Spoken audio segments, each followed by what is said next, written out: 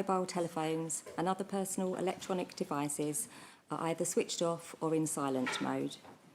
Please may I also draw your attention to the fact that the Chair of the Inquiry, the Right Honourable Sir Justice Haddon-Cave, has made a restriction order in relation to the conduct of those who are attending the hearing.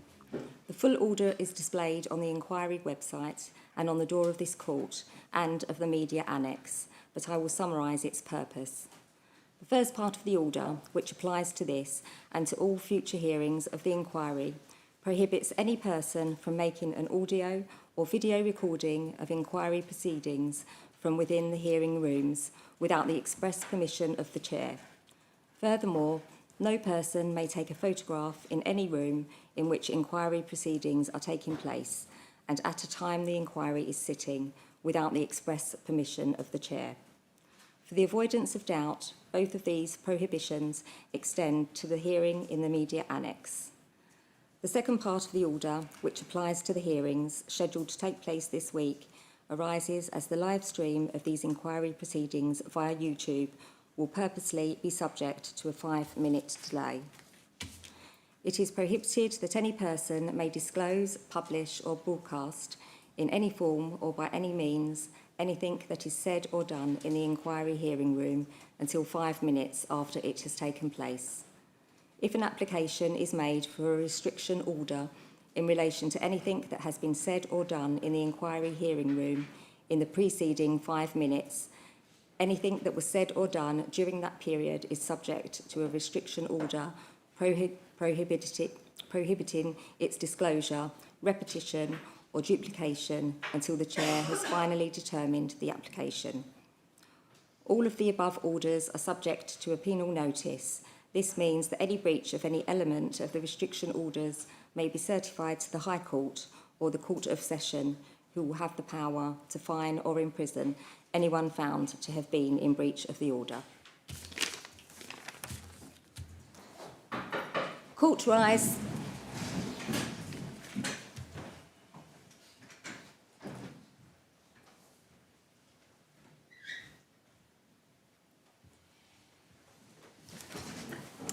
This is an open hearing in Court 73 at the Royal Courts of Justice as part of the independent inquiry relating to Afghanistan.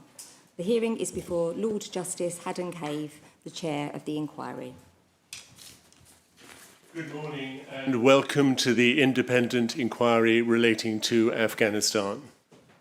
This is the first day of a series of substantive open and closed inquiry hearings which are going to take place over the coming weeks and months.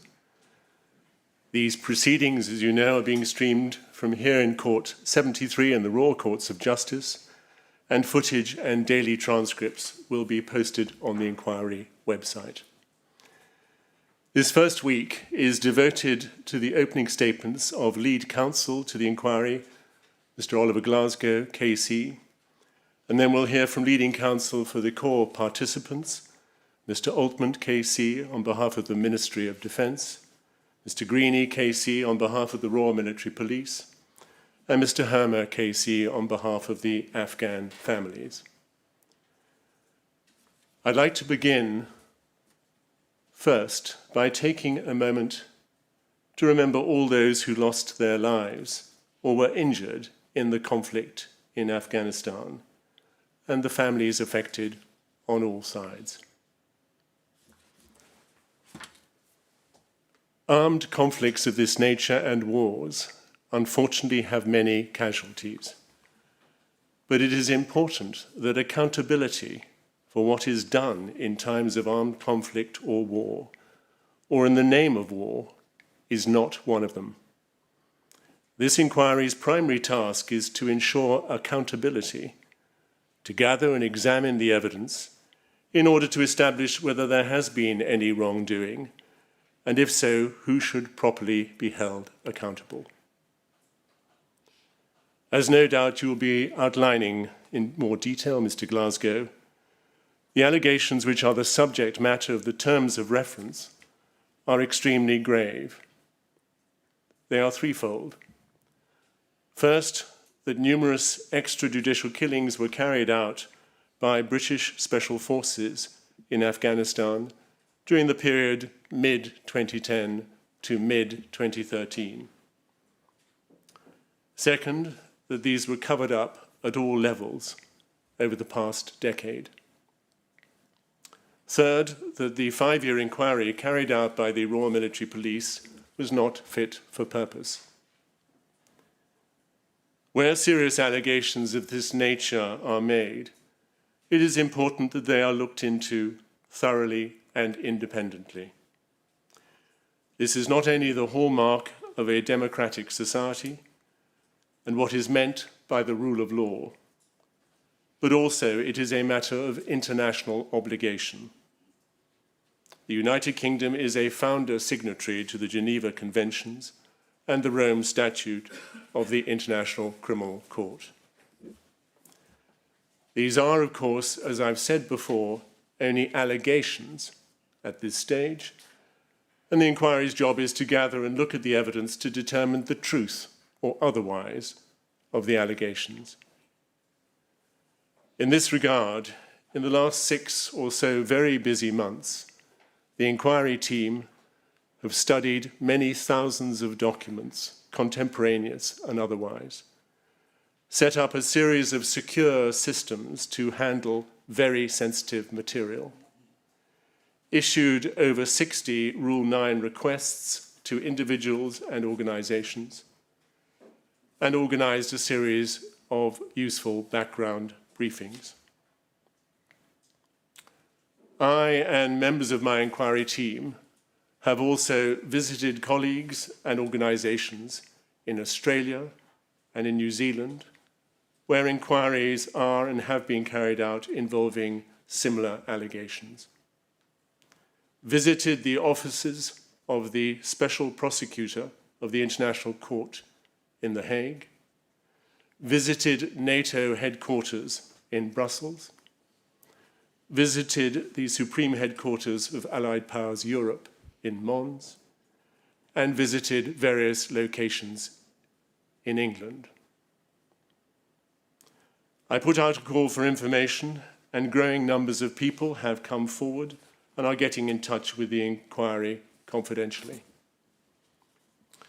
Meanwhile, I've issued a series of rulings.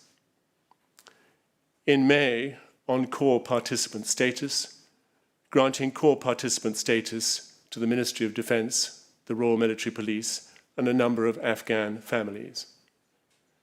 In July, on joint representation, designating Tessa Gregory of Lee Day as the single recognised legal representative for all the Afghan family core participants, and a further 2 have been added recently. Following preliminary hearings, where I received helpful submissions from the core participants, the media, and the press, in August I issued a ruling on restriction orders, granting provisional restriction orders in relation to matters of national security and operational matters, granting restriction orders in relation to investigatory methods and ongoing investigations, and issuing guidance as to when hearings would be held in open and when they would be held in closed. And in September, I issued a minded to ruling on undertakings as to what undertakings I would be minded to seek from the Attorney General and the Ministry of Defence regarding the witnesses and those who come forward with evidence. This minded to ruling will shortly be finalised in the light of submissions from core participants. All these rulings, together with the written submissions and transcripts, are accessible on the inquiry website, which is regularly updated. I'm grateful for the widespread expressions of support from the senior military and others for the work of this inquiry, and the message that all military and civilian personnel should come forward and cooperate proactively with the inquiry's work. I also want publicly to acknowledge and pay tribute to the hard work of the legal teams of the core participants, the MOD, the RMP, and the Afghan families in responding to the many Rule 9 requests to date, and of course to the Counsel to the Inquiry team and each one of them. I'm afraid there is lots more hard work to come, but I'm glad and appreciative that we've reached this stage now of beginning formal substantive hearings in this swift timetable. As I've said a number of times, and it is written into my terms of reference, it is important that this inquiry proceeds at pace to enable findings and recommendations to be actioned as soon as possible. We'll now hear from Mr. Glasgow. Mr. Glasgow.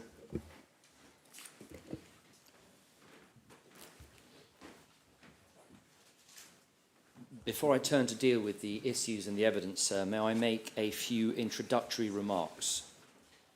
The inquiry is at an early stage and is still in the process of gathering evidence. The evidence to which I will refer comes from the open evidence that was either provided as part of the judicial review proceedings, which were a precursor to this inquiry, or from open material that has been supplied by the core participants in response to the Rule 9 requests the inquiry team has already sent out. I intend to identify and quote from particular documents in my opening, and these documents will be adduced in evidence in due course. This opening statement will assist in identifying some of the more important challenges with which this inquiry will need to grapple. In particular, I will seek to address the following: the general issues that this inquiry will have to consider, the anticipated progress that it is hoped this inquiry will make over the coming weeks and months, an overview of some of the evidence that is presently available, including a brief consideration of those deliberate detention operations where family members of the deceased are already part of the Afghan family core participant group. A review of the complaints that were raised contemporaneously about those deliberate detention operations and the response to those complaints, and a consideration of the Royal Military Police investigations that were launched into those complaints and their eventual outcome. I intend to set out some of the relevant evidence that is already in our possession.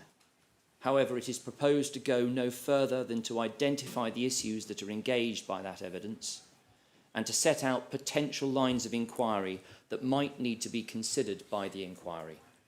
It is not proposed to offer any assessment of the evidence. To do so would be premature and unhelpful. Having given that brief introduction to some of what is to come, may I reinforce the observations that you have made before about the vital significance of the work we are about to embark on. This inquiry is more than just a very public demonstration that the moral code and the international law under which our special forces operate cannot be broken with impunity.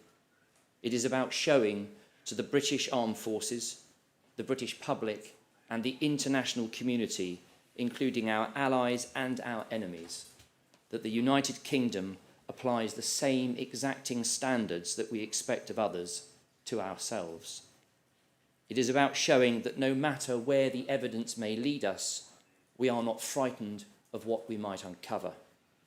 And it is about showing that we are determined to establish the truth, to reconcile ourselves to it, and to learn from it.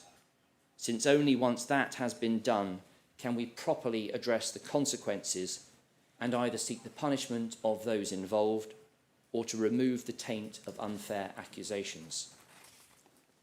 Before turning to address either the allegations themselves or any of the surrounding evidence, might we deal first with the progress it is hoped that this inquiry may make and the pace at which it is hoped it will proceed.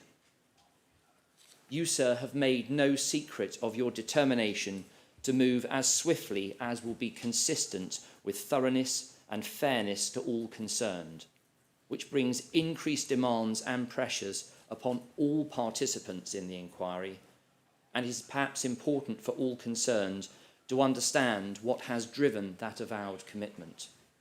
First, the allegations that you have undertaken to investigate are now a decade or more old, and all those affected by them have been waiting far too long for answers.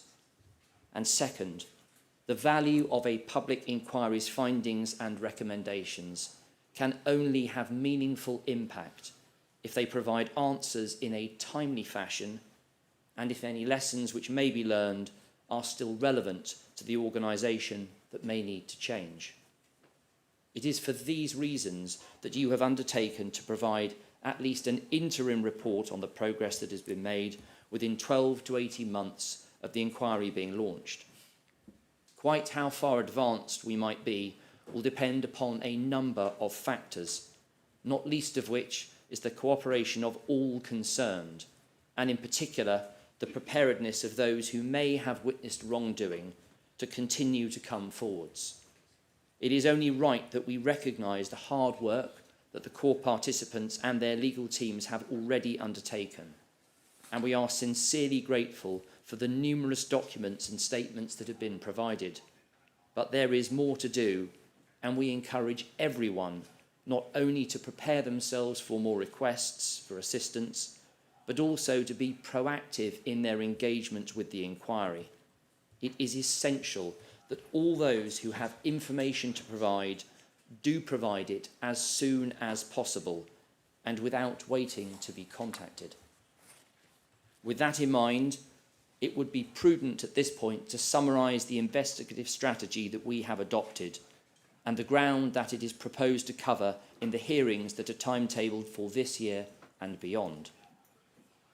The inquiry has already completed the task of gathering the core evidence in respect of every single one of the hundreds of deliberate detention operations that fall within the 3-year window with which we are concerned. We have already identified a significant and representative proportion for in-depth analysis. I should make it clear that this includes each of the operations which involve the Afghan family's core participants. That analysis is ongoing. There will then be a process of further analysis and refinement which will lead to a selection of those operations that will require an exhaustive analysis and which will involve the calling of live witnesses. That, of course, is but one part of the work that lies ahead. In addition to establishing where the truth may lie when it comes to the conduct of these operations, the inquiry needs to consider whether any steps may have been taken to try to conceal what took place on these operations, and if so, what and also whether there has been any cover-up as has been alleged. And finally, the inquiry needs to review the extensive investigations that the military carried out into these allegations in order to assess whether the investigations were fit for purpose. But that, of course, deals with matters some way off.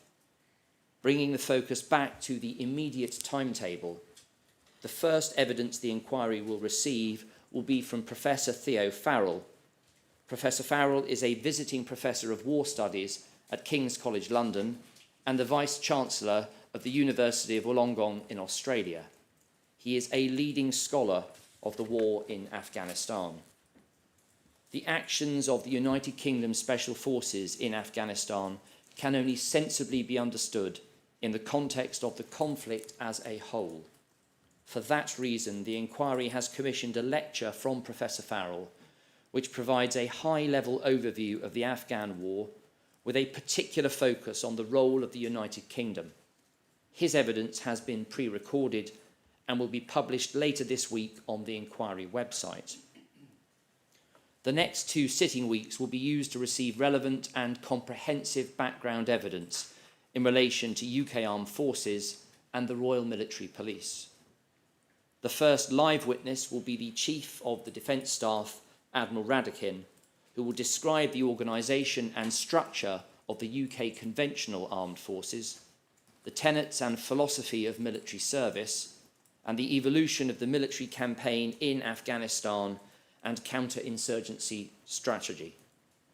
We will then turn to consider some of the relevant law and policies that applied at the time. We will hear from Brigadier Keith Abel, the head of operational law for the British Army. Brigadier Abel will be able to explain the law of armed conflict, the values and standards of the British Army, and the legal concept of command responsibility. And then we will hear from Gareth Martin, Director of National Security within the Ministry of Defence, who will present the legal basis for UK operations in Afghanistan and the policies and procedures for detention.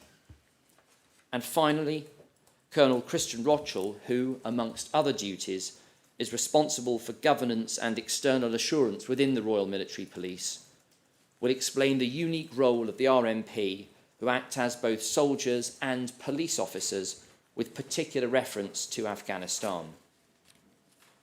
There will also be evidence that relates directly to UK Special Forces, and that, for obvious reasons of national security, will have to be held enclosed, as you, sir, have already directed. The significance of the evidence I've just outlined is that it will provide the context in which these allegations took place and the essential background to better understand the organisations involved, and against which it will be possible to properly measure the conduct of those involved. Once that tranche of evidence has been concluded, which is likely to take some weeks, we intend to deal with evidence relating to a discrete topic which concerns a particular computer server that was used to store UK Special Forces records and which, it has been claimed, was deliberately withheld from those tasked with looking into the allegations, and from which, it has been alleged, data has been permanently and deliberately wiped. It is likely that the evidence on this topic will assist the inquiries and the public's understanding of some of the issues and allegations which may be relevant to the cover-up that is alleged to have been carried out by members of the military who did not want any evidence of wrongdoing by UK Special Forces to come out. It is for that reason that we have chosen to call this evidence early, and for that reason that we are determined to call as much of that evidence as possible in the course of the open hearings. It is likely that this evidence will take a week to conclude, and once it has been called, that will mark the end of the hearings for this year. There is presently no reason of which the inquiry legal team is aware why it should not be possible to conclude both of these chapters in the current hearing window. But that, of course, is only a start of the evidential phase. In order to keep moving at a pace that will secure both the effective as well as the prompt conclusion of this inquiry, the inquiry legal team has not adopted a modular approach, but will be running a number of work streams simultaneously. To that end, we have already asked for information that is relevant to the hearings timetable for January, February and March, and we will soon be making similar requests for the hearings that will take place after Easter. At this stage, it is difficult to predict precisely how long the evidential phase of the inquiry will take. But by adopting the current approach, we expect to be able to conclude this inquiry many months, if not years, before it might otherwise have been possible to complete it. In the new year, we will start by calling the evidence of the concerns and complaints that were raised about extrajudicial killings, both from within the military, including personnel within UK Special Forces, and from other sources, including the families of the deceased. This will include contemporaneous emails recording concerns, occasions when Afghan partner units refused to serve with UK Special Forces due to their behaviour, information recovered years later from a restricted security compartment that gave details of a conversation in which a soldier allegedly admitted that there was a policy within UK Special Forces to kill fighting-age males, and lastly, any available evidence from the Afghan families who for obvious reasons have been made core participants to the inquiry. Once we have called the evidence relating to the complaints and concerns, we will then turn to examine the evidence relating to the deliberate detention operations themselves.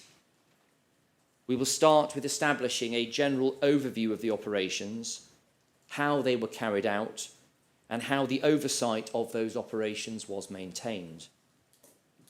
Then we will consider some of the operations in more detail in order to identify any patterns that emerge, and finally, evidence will be called about specific operations of particular interest. What I have just outlined is not the work of weeks, but of months, and the number of months will depend entirely upon the level of cooperation we receive. If the MOD and the military are true to their word, if they engage with the process collectively and individually, and if they help to uncover the truth, then this work will take far less time than if we have to compel the production of evidence and the attendance of witnesses. But let there be no misunderstanding amongst those who have something to hide. This inquiry will use all its powers at its disposal to get to the truth. It will use all its powers to ensure that if there is credible information of wrongdoing by anyone concerned, no matter how senior their position, they are referred to the relevant authorities. And it will use all its powers to ensure that anyone who seeks to frustrate or impede the progress and conclusion of this inquiry will be prosecuted. Once we have called the evidence that is necessary to reach answers to the questions posed in respect of the conduct of the deliberate detention operations, we will then turn to examine the investigations that were carried out by the Royal Military Police. Building on earlier reviews, whose work we do not propose to repeat, we have already instructed a respected expert in order to assist the inquiry in its assessment of the investigations. His report will, at our request, focus on the organisation, management and strategic decisions of the Royal Military Police in the course of its investigations. Once armed with this report, it will be possible to assess the evidence as a whole and to consider whether or not the investigations were properly and effectively conducted, and what, if anything, could or should have been done differently. Clearly, the answers to this part of the inquiry will be informed by the conclusions the inquiry reaches in respect of the allegations of murder and cover-up. But the mere fact that in respect of some or any of the allegations it might transpire there is no credible information to support them does not necessarily mean that the investigation process is itself immune from criticism. Whatever determination might be reached on the main allegations, there may still be lessons to be learned that ensure the military investigates the actions of its own sufficiently robustly so as to consign any established allegations of corruption or incompetence to history. Can I turn now to consider the allegations in a little more detail and to outline the evidence that we intend to call? Following the deployment of US and UK troops to Afghanistan in October 2001, an interim government under President Hamid Karzai was established in Kabul, and the International Security Assistance Force, or ISAF as it is known, which operated under the authority of the UN Security Council, was then tasked with protecting the new government and maintaining peace in the capital city. ISAF was authorised to take all necessary steps to fulfil its mandate, which included the power to stop, search, question and detain individuals who might constitute a threat to the security and stability of the country. At the most basic level, within what was a highly complex framework of military command and control, ISAF's operation, including the planning and command of the force, was run by NATO through the Joint Force Command headquarters at Brunsum in the Netherlands. The commander of ISAF was a US general, and the deputy commander was a UK general. In October 2003, the United Nations extended ISAF's mandate to cover the whole of Afghanistan, paving the way for the expansion of the mission across the country. ISAF's base of operations was in Kabul, and there were initially 5, and then by 2010, 6 regional command headquarters that divided the country into sections. As part of this expansion, the area of responsibility that was assigned to the UK Armed Forces in 2006 was the southern province of Helmand, and their task was to create a climate in which sustainable security and economic and social development would be possible. Given the size of the area, given the competing tribal factions and the Taliban presence, and given the extensive and highly profitable poppy cultivation that flourished alongside the Helmand River, the job that lay ahead of Task Force Helmand was clearly significant. The initial deployment of some 1,500 UK troops grew dramatically in size, and by the start of 2010, the troop level was over 10,000. But the influx of Taliban fighters continued to grow, as did the number of improvised explosive device attacks upon British and other Allied targets. Indeed, in the peak summer months of 2010, 2011, 2012 and 2013, the very period with which this inquiry is concerned, there were more than 700 IED attacks every month. In an effort to confront the growing Taliban insurgency, troop levels were increased, and by the start of 2010, an additional 30,000 US troops and 10,000 international ISAF troops had been deployed. This coincided with a shift in ISAF's operational focus. General McChrystal was replaced by General Petraeus, and with it came a shift in emphasis. General McChrystal, who had been in charge of US Special Forces in Iraq, had recognized the damaging and counterproductive impact of civilian casualties, and he loudly espoused what was to become known as courageous restraint, or as he powerfully summarized it, for every innocent person you kill, you create 10 new enemies.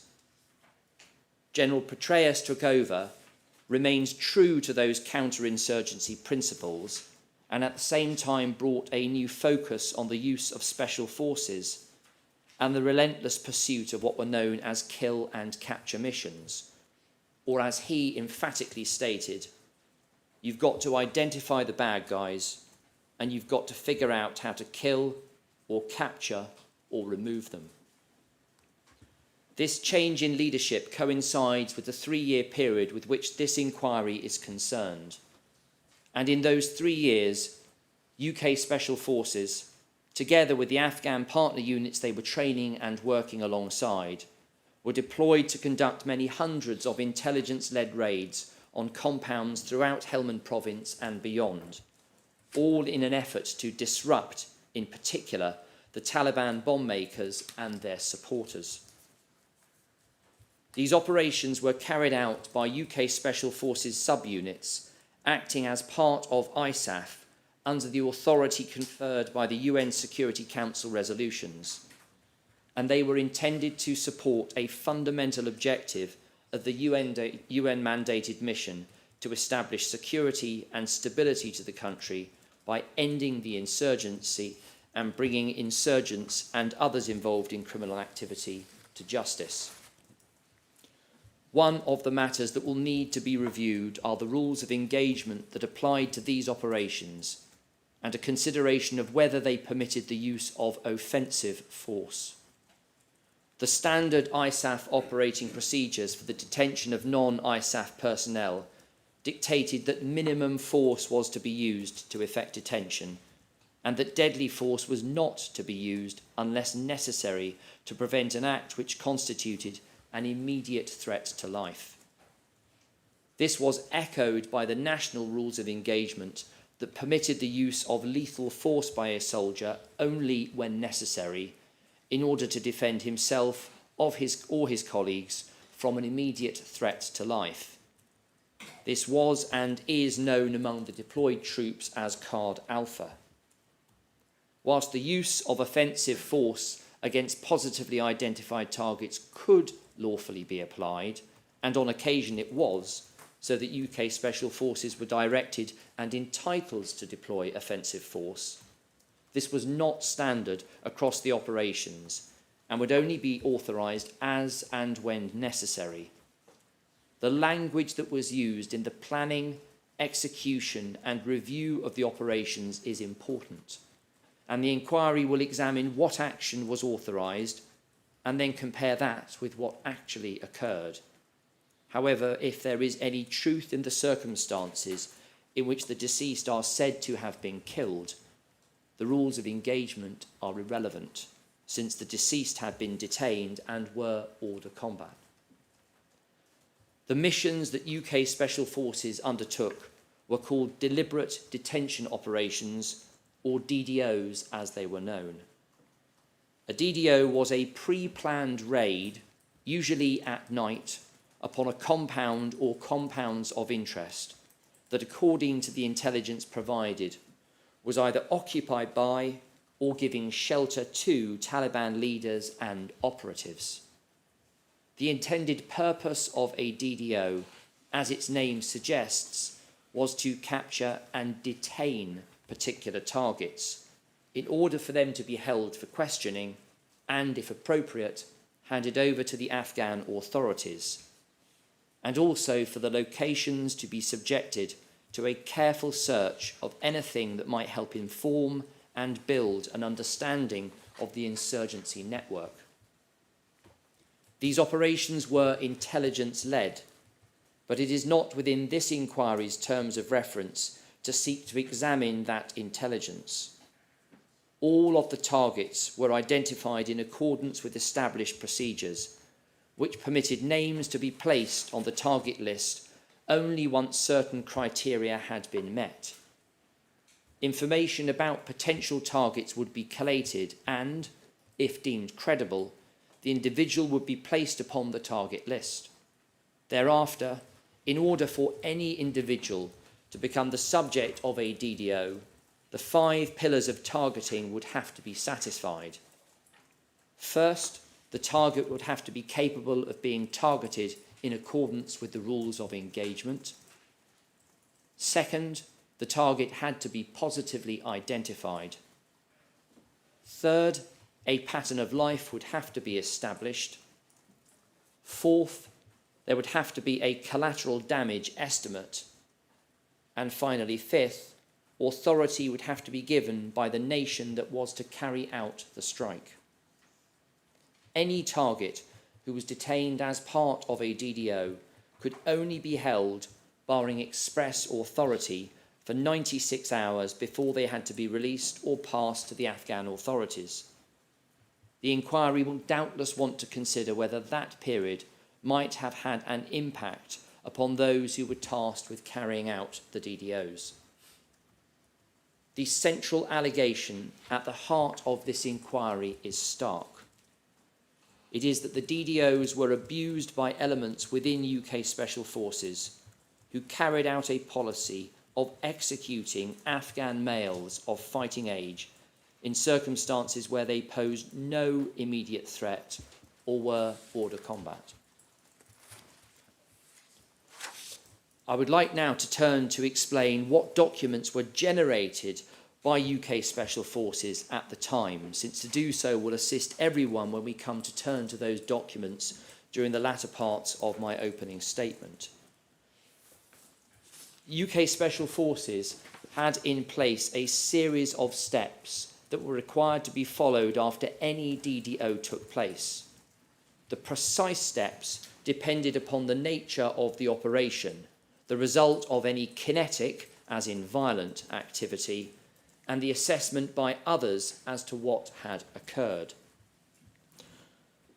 The steps are set out in the UK Special Forces Consequence Management and Significant Incident Report document, which was dated the 10th of November 2010, which identifies the following as its purpose. The purpose of robust and rigorous consequence management is fourfold: to ensure compliance with UK law and the law of armed conflict, to mitigate the risks and negative impacts associated with serious incidents, to ensure UK Special Forces discharges its duty of care to its personnel, and to ensure that lessons are identified and measures taken to prevent similar incidents where appropriate. The following steps are then set out within that consequence management and significant incident report document. First, a significant incident report, or SINCREP.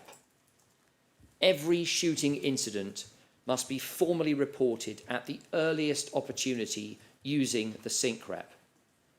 On reviewing the SINCREP and after consultation with the subunit commander, the commanding officer of UK Special Forces in Afghanistan, they will assess whether a serious incident review is required. The SINCREP must be sent within 24 hours to the J35 campaign team, which is the Joint Operations and Planning team based at UK Special Forces headquarters. Once sent to them, an appropriately classified version should also be sent to ISAF. After reviewing the SINCREP, either the UK Special Forces commanding team or ISAF can then request a serious incident review. Next, first and second impressions reports. The first and second impressions reports are critical tools in ensuring the headquarters' compliance with ISAF policy and consequence management protocols. And then the serious incident review, or sometimes what's called a shooting incident review, abbreviated to SIR, where a shooting incident results in the death or injury of civilians or friendly forces, but there are no immediate grounds to make the service police aware. A serious incident review must be initiated by the in-theatre UK Special Forces commander at the UK Special Forces headquarters in Afghanistan.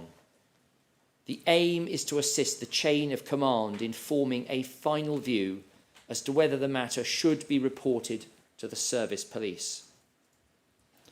The requirement to secure fresh, accurate and honest recollections of events and to assure that evidence which may assist the SIR or any subsequent investigation is paramount.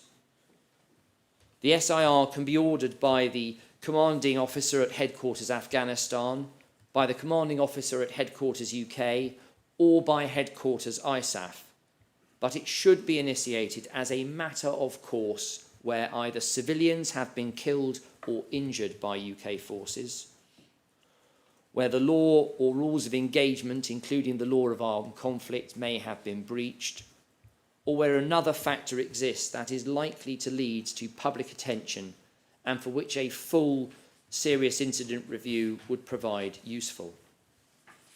Unless there are exceptional circumstances, the serious incident review should be completed within 48 hours of the incident and forwarded to the J35 Operations and Planning campaign team at headquarters UK, and at the same time, a releasable version should also be sent to ISAF.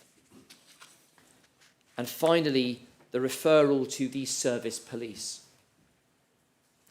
Under the Armed Forces Act 2006, the commanding officer has a duty to ensure the service police are made aware of any allegation or circumstances which would indicate to a reasonable person that a serious or prescribed circumstance offence has or may have been committed. This policy is in keeping with the British Forces Standard Operating Instruction, which states as follows: where a shooting incident by UK forces results in the death or injury of civilians or friendly forces, but there are no immediate grounds to make the service police aware, a serious incident review must be initiated by the battle group or formation commanding officer. Under the Armed Forces Act 2006, the commanding officer has a clear duty to ensure that the service police are made aware of any allegation or circumstances which would indicate to a reasonable person that a Schedule 2 or prescribed circumstance offence has or may have been committed.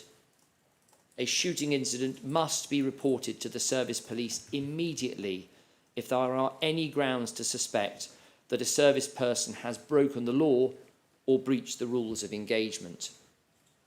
To that end, the instruction highlights the following: the importance of correctly reporting, recording and reviewing, and where necessary, investigating shooting incidents where death or injury has or may have occurred, and this, it reads, cannot be overemphasised.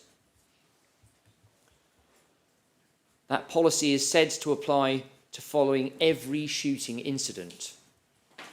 Where only positively identified enemy forces have been killed or injured, and there are no grounds to suggest that a breach of law or the rules of engagement has occurred, the incident should be recorded within the operational record.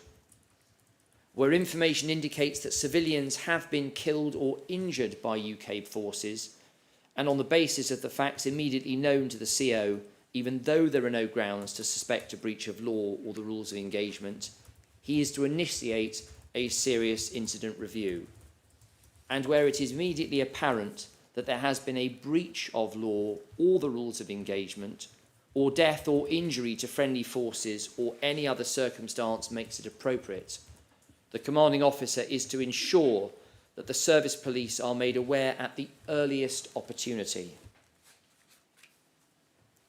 It will be obvious from the policies that I've just rehearsed that where an individual has been identified as an enemy combatant and therefore described as an enemy killed in action in the event of their death, and where there is nothing to suggest there has been a breach of the rules of engagement or the law, it is highly unlikely and entirely understandable that the Royal Military Police would not be made aware of what had occurred. However, where there is a failure at the time to report or to take action to investigate, the consequences for any subsequent investigation are obvious. It is inevitable that the evidential picture will be significantly less clear if an investigation is commenced days, weeks, months, or even years after an offence is alleged to have been committed. The inquiry will consider with care what documents were in fact produced in the aftermath of the DDOs, the rationale that lay behind any decision to direct or not to direct the production of any of these documents, or to refer or not to refer the matter, and also the consequences for any subsequent investigation that resulted from those decisions. Can I turn next to expand on seven particular deliberate detention operations, which are illustrative of the significant number of DDOs that the inquiry has already identified for detailed examination. In order better to understand the exchange of information that took place at the time of the DDOs, it is important to understand the structure that was in place at the relevant time. For reasons of national security, it is not possible to name the individuals involved, and their identities will be the subject of restriction orders. Each of the soldiers has been given a unique nominal number, and save for a handful who have been ascribed letters rather than numbers, most are known by a 4-digit number preceded by the letter N. Where necessary, this will be referred to as their N number. The headquarters for UK Special Forces is described within the documents as HHQ UK and was based in London. UK Special Forces was led by the commander at HHQ UK, who was changed every 12 months. but at the time of many of the example DDOs I'm going to address in detail, this was the nominal number N1802. His full title, as abbreviated in the documents that we will see, is N1802, Commander HHQ UK. I will, for simplicity, refer to him as N1802. N1802 was supported by the following: his Chief of Staff, who was N2349 UK AF3 COS, the abbreviation for Chief of Staff; his Assistant Chief of Staff, who was N1466 HHQ UK ACOS, Assistant Chief of Staff Ops; his Principal Legal Advisor, who was N2108 HHQ UK SO1 Legal; his Policy Advisor, who was N1803 Policy HHQ UK Assistant Chief of Staff; and his Operational Advisor, who was N1788 Campaigns J3 SO1. Again, to avoid the mouthful and meaning no discourtesy to any of them, I propose to refer to them by their N number and to leave off the adjacent title, which is simply an abbreviation for the purposes of redaction. The UK Special Forces Group within Afghanistan is known within the documents as HQA, Headquarters Afghanistan, and the HQA commanding officer at the relevant time was N1786 HQA Commander. Between November 2010 and May 2011, a particular subunit of UK Special Forces, SU-1, was deployed in Afghanistan. This subunit conducted 5 of the 7 DDOs that will be referred to in due course. In the course of their deployment, SU-1 was tasked with conducting kinetic operations against the insurgency and was supported by members of UK AF2 and the Afghan partner unit APU-1. Subunit 1 operated on a rotating 6-month cycle, and at the time that many of the DDOs I'm going to consider took place, it was commanded by N1141 SU-1 OC. In other words, the officer commanding Subunit 1 with the nominal N1141. I'm going to turn now to deal with the various specific examples. There are 7 that I propose to take you through, sir. As I do so, I'm going to be bringing up some of the documents on the screen so that people are able to see not only that I'm quoting accurately, but to see within the body of the documents where they can be found and the sort of documents that will be introduced in evidence in due course. The first example DDO is Operation C1, Objective 3, and took place on the 30th of November 2010. This particular DDO has the potential to engage a number of the terms of reference of this inquiry. The core participant, Mr. Abdul Wali, claims to have lost a relative as a consequence of alleged unlawful activity by British Armed Forces during this operation. There were concerns expressed about this DDO by the provincial governor at the time. The DDO was used as an operational example in an internal review conducted in April 2011, which considered the efficacy and propriety of the manner in which the DDOs were being conducted. This DDO was examined in the BBC Panorama programme of July 2022, in which allegations of unlawful activity by UK Special Forces were made.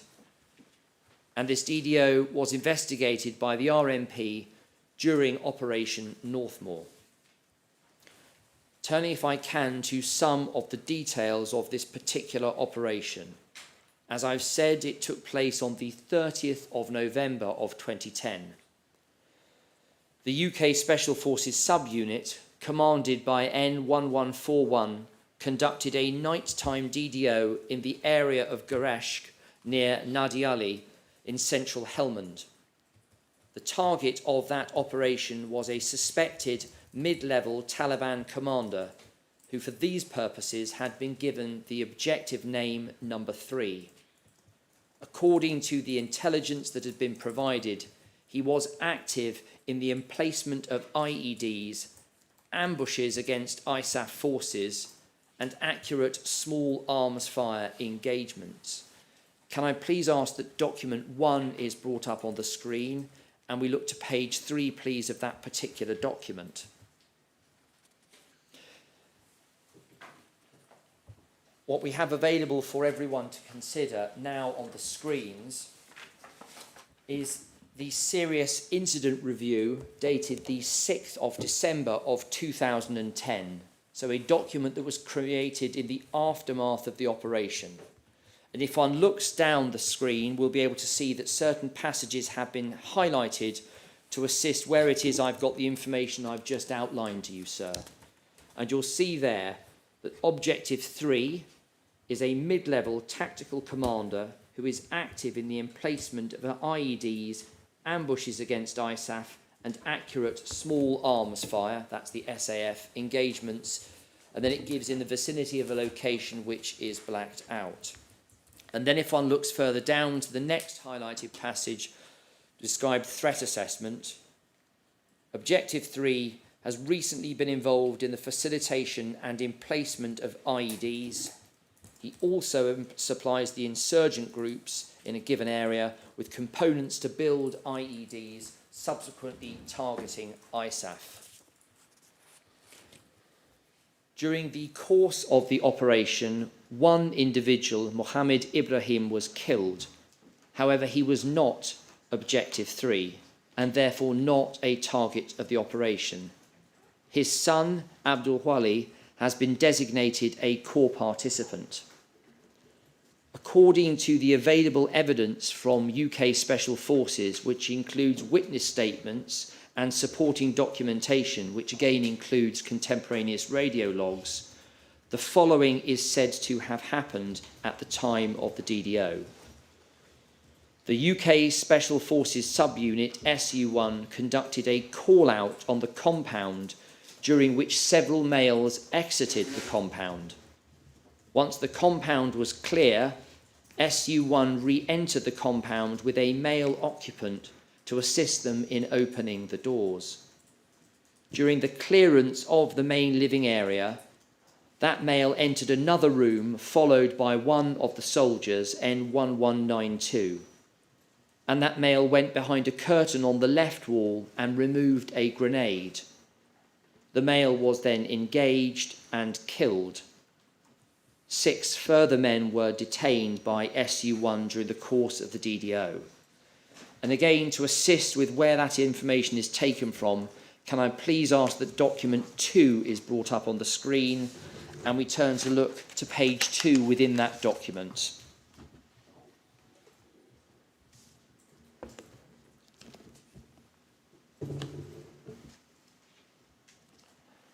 Two areas have been highlighted. First, dealing at paragraph 3 with the target details, which provides the same information I've already set out, and I don't propose to read it again.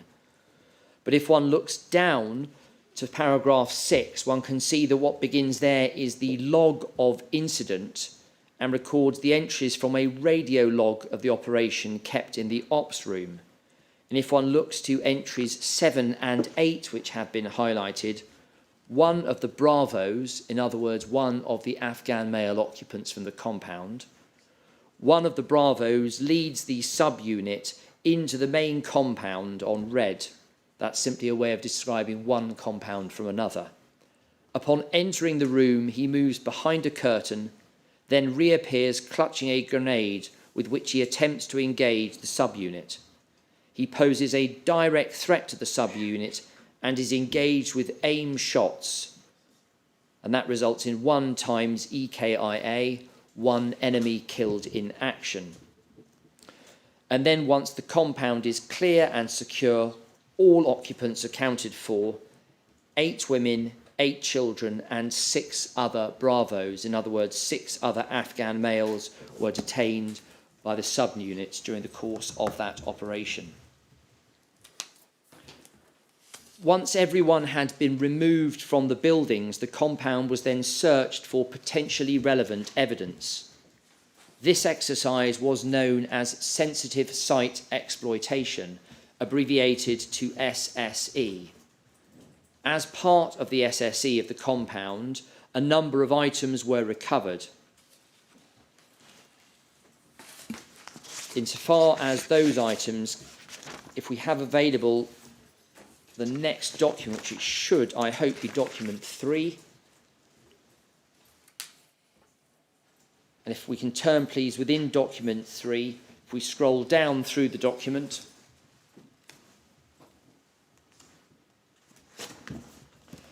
you'll see on the first page, we can just make out the image of the deceased on the ground.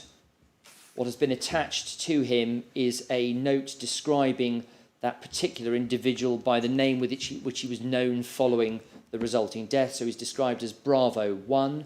It's not meant as a discourtesy to him. It's simply the abbreviation which was applied to all Afghan males. If we then scroll through that, please, we see another photograph. This is a photograph of him. You can see that his body is lying on its back. And if one looks to his left-hand side and towards his lower left leg, what is identified there with the red ring is the grenade. If one scrolls down to the next page, please. Again, a photograph taken slightly further back of the same individual after he had been shot and killed. And then on, please. We can see, as a result of the SSE, a number of items that were recovered which were said to be of relevance. We can see at the top detonators that were found within the compound on Objective 3. Then a shotgun that was also found on Objective 3, and you can see that that is a long-barreled shotgun. So what was found as a result of the SSE of the compound: one long-barreled shotgun, electrical detonators, and of course the grenade, all within the photographs. Photographs were taken, as we've now seen, of the deceased, apparently showing the grenade next to his body, and also similar photographs of the detonators and the shotgun. And this we'll come to see is commonplace as part of the SSE, that photographs are taken to depict what has happened and what has been found.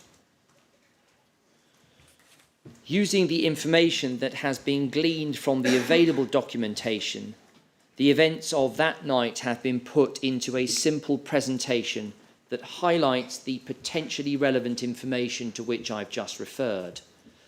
There is an available slideshow presentation which I am about to turn to, but before doing so, may I issue a health warning. The images in this presentation and in the other similar presentations we'll deal with are graphic and could cause upset.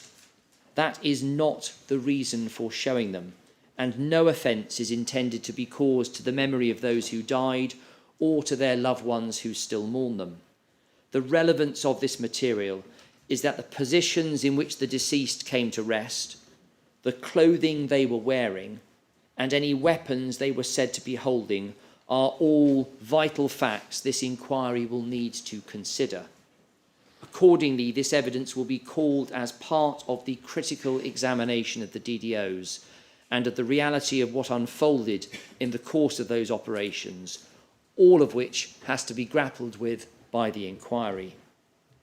These are not documents that will be made available to the media at this stage, and given the sensitivities that attach to such images, they may never be provided. But that can and will be considered at the appropriate time, which is when they are called as part of the evidence in due course. Can I please ask that we turn to consider the first of the slideshow presentations that's available, please? And it'll be headed Example 1. And one can see on the front page Example 1, because it is the first of the 7 example DDOs I'm going to take you through. It concerns Objective 3, the type of operation being a DDO, the date of the operation, the 30th of November 2010, the relevant core participant, the son of the deceased, Abdul Wali, and then the fact that there is related media because it was used in the BBC Panorama programme in July 2022. If we turn to the second page of that presentation, we have available two maps. If we deal first with the information on the right-hand side, we have an overview map of Afghanistan and the surrounding countries. The location for this particular DDO is identified in the middle of that map, and you can see how it appears within the southern area of Afghanistan. And then the lower half of the page has a zoomed-in map which gives the area within Helmand province that we are concerned with, and one can see the operation took place in an area that lies just southwest of Goresh and southwest of Goresh and northwest of Lashkargah. The information provided on the left-hand side I have already taken you through, sir, in describing what happened. And for the avoidance of any doubt, the MOD file references which I have used to get this information or provided on the screen are set out again. We will, of course, deal with all of this in more detail, but can I turn, please, to page 3? Provided on page 3 are excerpts from the contemporaneous radio log that I took you to in a moment.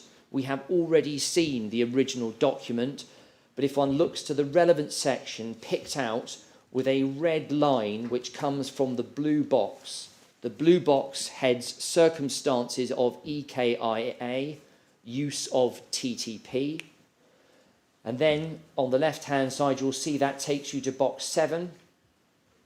One of the Bravos leads the SU into the main compound on red. Upon entering the room, he moves behind a curtain, then reappears clutching a grenade with which he attempts to engage the SU. He poses a direct threat to the SU and is engaged with aim shots 1 times EKIA. Then to the next page, please, if we may. The results of the SSE, 1 EKIA, 6 detainees, and then 1 long-barreled weapon, electrical detonators, and various documents were also seized. And then as to the health warning, one will immediately see when we turn to the next page that they are similar images to the ones that I took you to a moment or so before, but they've been put together on the one page to provide the same information. Can I invite the turning to that page, please, now?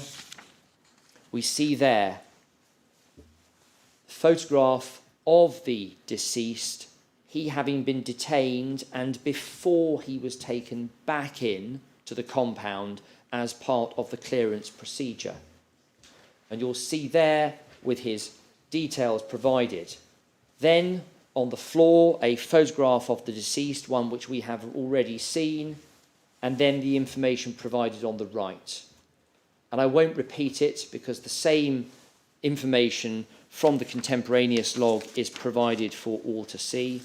And then lastly, very briefly, the final 2 images on the last page, similar to the ones we'd seen before, showing the body of the deceased and then the grenade marked out in the red circle alongside his lower left leg.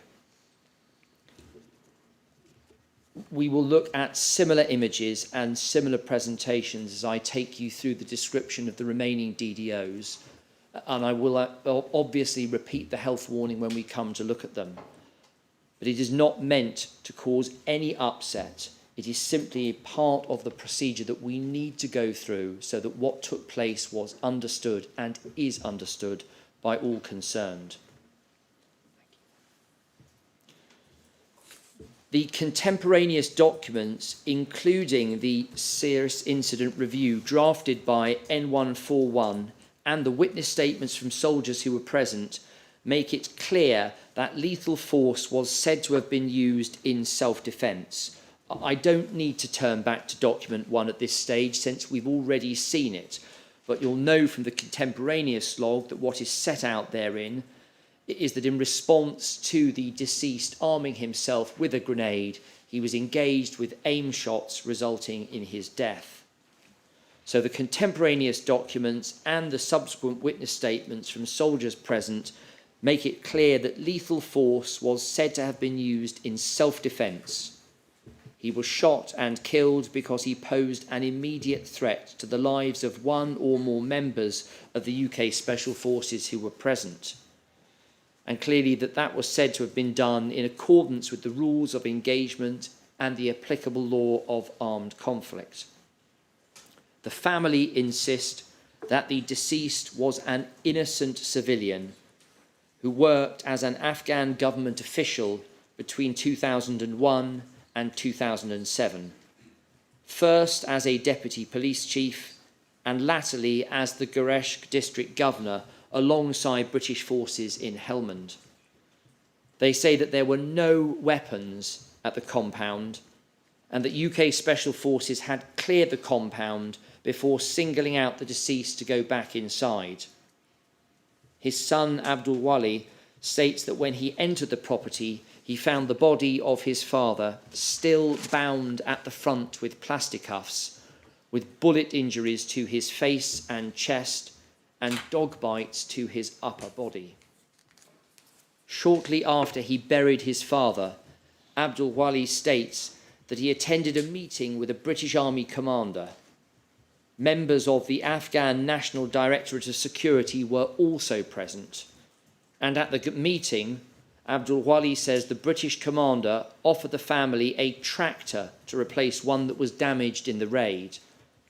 This offer was accepted by him on the advice of the Afghan officials who were present. BBC Panorama visited the compound and spoke to Abdul Wali. It was noted that serious concerns were raised not only by the Governor Mangal, but also by President Karzai, and those were concerns regarding the death of the deceased. Local officials also maintained that the deceased was a civilian and a former government official. Objective 3 came within the remit of the investigation by Operation Northmoor, that is the Royal Military Police investigation into the allegations. But despite falling within the remit of Operation Northmoor, no further statements were taken from members of the UK Special Forces about this incident. The inquiry will review the evidence with care and consider not only what happened on the night that Mohammed Ibrahim was killed, but also whether the killing was covered up and whether a proper investigation was carried out by the Royal Military Police. So I'm mindful of the time, and I'm sure that everyone, as much as me, will want a break from listening to me. Would that be a convenient moment for a short break this morning, and we can turn then to deal with the second of the 7 example DDOs I'd like to take you through? Indeed. Thank you, Mr. Glasgow. We'll break until 11:25, please.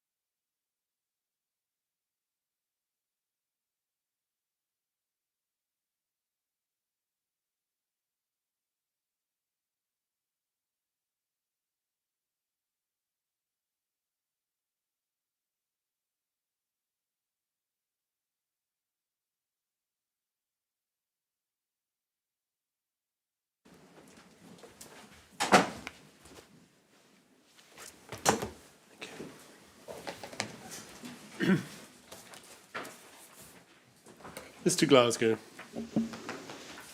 So I'm conscious that I suggest that we take a mid-morning break a little earlier than I was supposed to have done, and it may be that I'll ask for just a short 5 minutes so that people don't have to face the prospect of listening to me for as long as an hour and a half.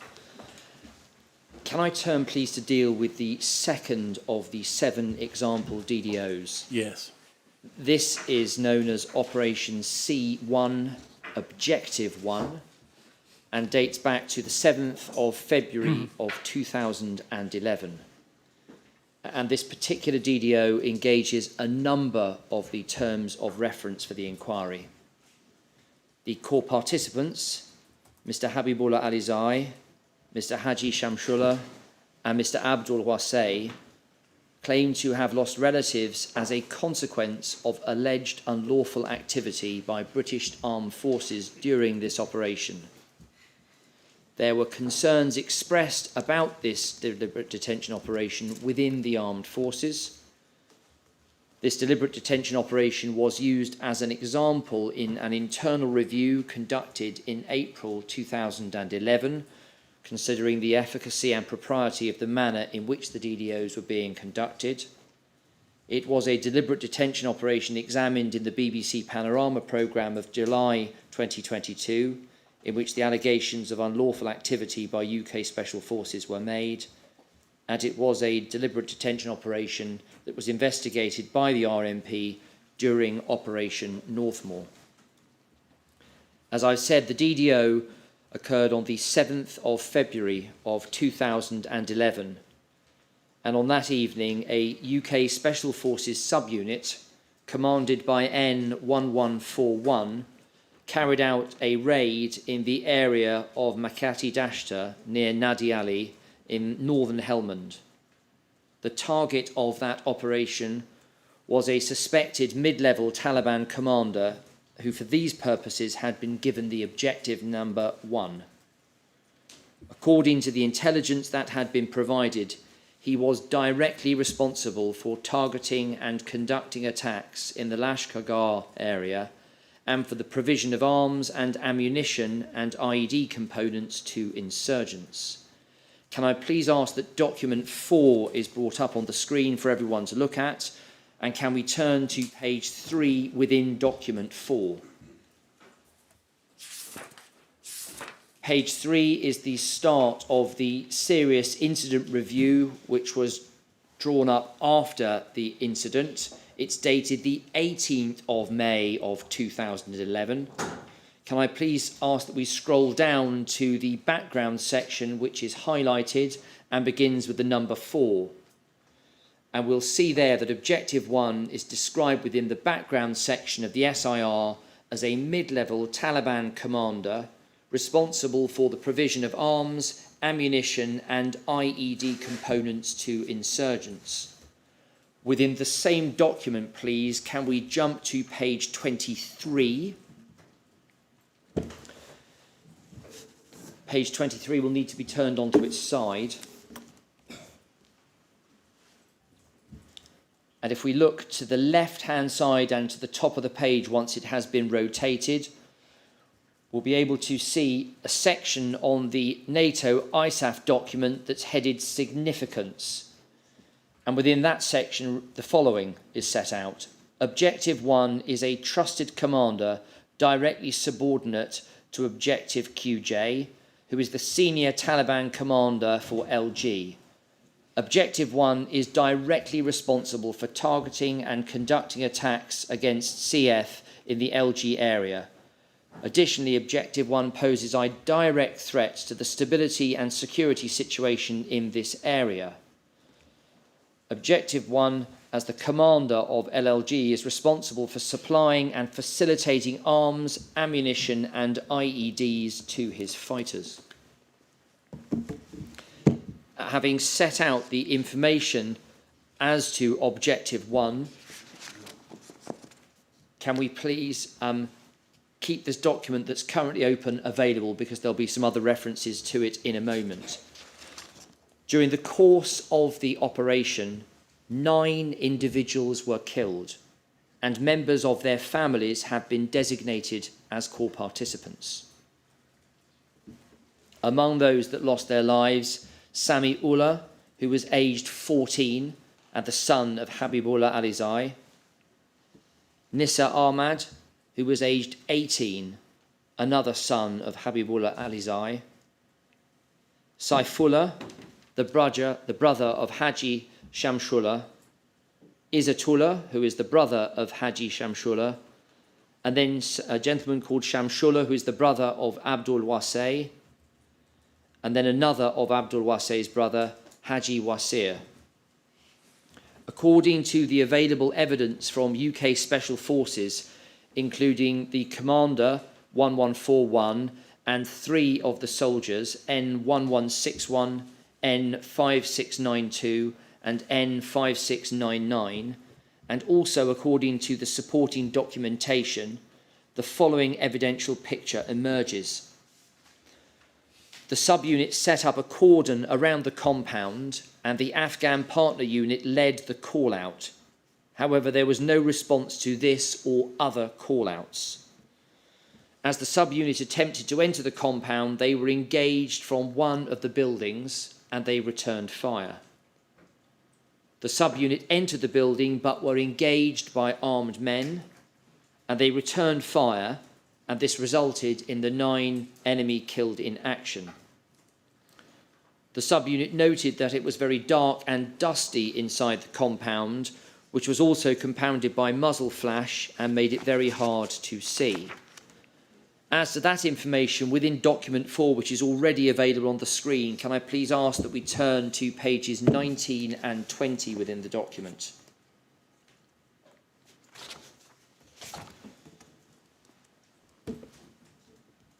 Page 19, as you will see, is the operational summary in respect of Operation C1 Objective 1.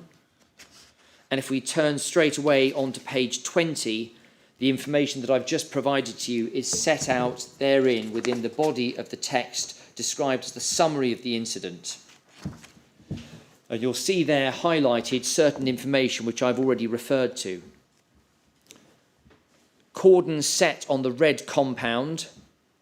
An Afghan partner unit-led call-out on the guest house commences. There is no response and the call-out is repeated. And then, highlighted beneath that, the lead call sign moves towards the entrance. As they did so, they are engaged from the guest house and return fire in self-defence. The call sign prepare to enter the guest house. On entry, they are further engaged by a number of the Bs, that is the short for Bravos, the Afghan males, and return fire. Both engagements result in 9 EKIA and no friendly force casualties. Using the information that has been gleaned from the available documentation, just as with example 1, the events of that night have been put into a simple presentation that highlights some of the potentially relevant information to which I have just made reference. And can I please ask that we turn to consider the slideshow presentation in respect of example 2. The same front piece as before. It concerns objective 1, the DDO from the 7th of February of 2011. The core participants' names are provided, and as is the fact that it was the subject of the BBC Panorama programme in 2022. Can we turn straight away, please, first to page 2 and to consider the maps. As before, an overview map top right and a slightly zoomed in map bottom right. You'll see the area with which we're concerned set out in Afghanistan itself, and then again within Helmand province, and the 2 surrounding areas of note, either Gereshk or Lashkargah. The information that's provided on the left is that which I have already taken you through, sir. I don't propose to repeat it again. Can we please turn on to page 3? And again, simply for completeness, we see here the information that I took you through within the document. You'll see set out in particular what are described as the circumstances of the enemy killed in action, and that being the paragraph that reads, "The lead call sign moves towards the entrance. As they did so, they're engaged from the guest house and return fire in self-defence. The call sign prepare to enter the guest house. On entry, they are further engaged by a number of the bees and return fire. Both engagements result in 9 EKIA and no friendly force casualties." Can we turn, please, over the page?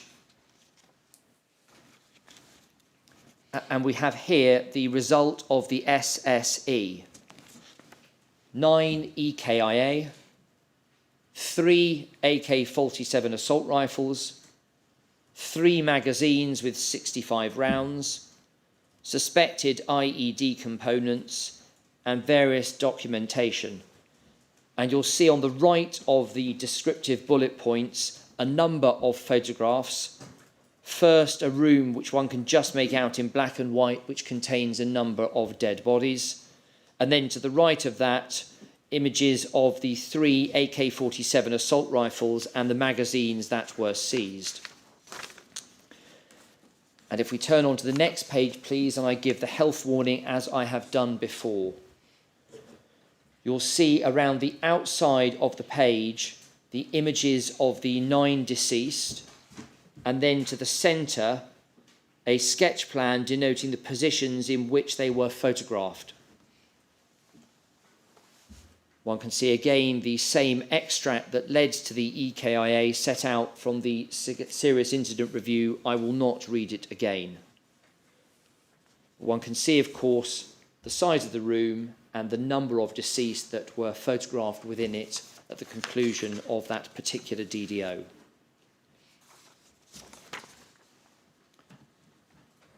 The contemporaneous documents, which include statements from members of the subunit taken soon after the operation, make clear that lethal force was said to have been used in self-defence. In other words, the deceased were shot and killed because they posed an immediate threat to the lives of one or more of the members of the UK Special Forces who were present. And the documents make it equally clear that this was done in accordance with the rules of engagement and the applicable law of armed conflict. However, the statements of those who used lethal force all describe this operation as being to, quote, capture or kill Objective 1. That description may be at odds with the title of the mission itself, which was described as a deliberate detention operation. That is a relevant line of investigation for this inquiry to pursue, and it will be pursued. The family insist that all the deceased were innocent civilians, that no one in the compound was armed, and that there were no weapons present. Habibullah Alizai, who is the head of the family that lived in the compound, has provided information in support of his application to become one of the Afghan Family Corps participants.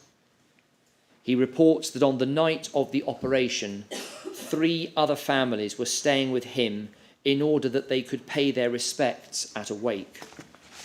In the early hours of the morning, he describes being awoken by the noise of shouting and gunshots. He was taken from his room by soldiers, and he was beaten and interrogated. He did not know that anyone had been killed until after the soldiers left, when he found the bodies of his 2 sons and the 7 other men. We anticipate the evidence for the families will be that they were shot in bed, most likely when they were asleep. BBC Panorama visited the compound and spoke with Habibullah Alizai and filmed the compound. It was noted by those making the programme that all but one set of bullet clusters were less than 75 centimetres from the height of the floor. The positions in which the bodies were photographed, the apparent ballistic damage, and the accounts from the members of the UK Special Forces subunit will require careful consideration, since they are at odds with each other, and the accuracy of the relevant information might assist in establishing what may have happened at the time of the raid. This incident was brought to the attention of Governor Mangle, who requested that his Chief of Staff conduct an investigation, as it was believed there may have been civilian casualties. A meeting was held between his Chief of Staff and the Chief of Operations for the Regional Command Southwest area, and the actions of the UK Special Forces subunit were discussed, but the allegation was not pursued. Nevertheless, since the allegation had been made, the operation was subjected to an internal review, and a serious incident review was initiated and produced on the 5th of March. Can I please invite attention to document number 4, and within that document, please, first to page 12. And if we scroll down to page 12, hopefully as we look down the document, we can see, first of all, dated the 5th of March, it is a Serious Incident Review, an SIR, and one can look, if we scroll through, please, the information that is provided as to the time, location of incident and the key timings, the same information that I have already taken you to, sir. I do not propose to read it out any further. But if we scroll through onto page 15 of that document, please.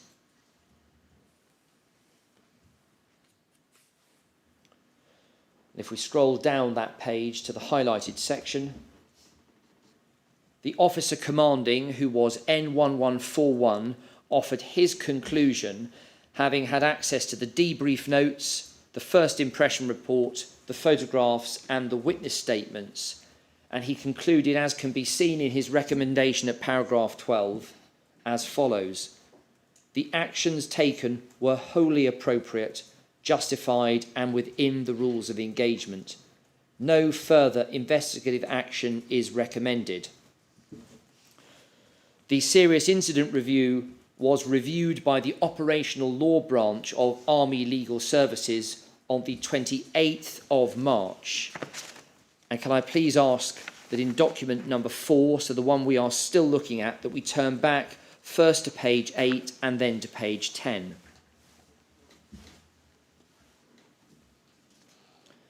On page 8, we can see there a letter dated the 28th of March of 2011 from the Operational Law Branch of the ALS, the Army Legal Services, concerning the Serious Incident Review of Operation C1 and Objective 1.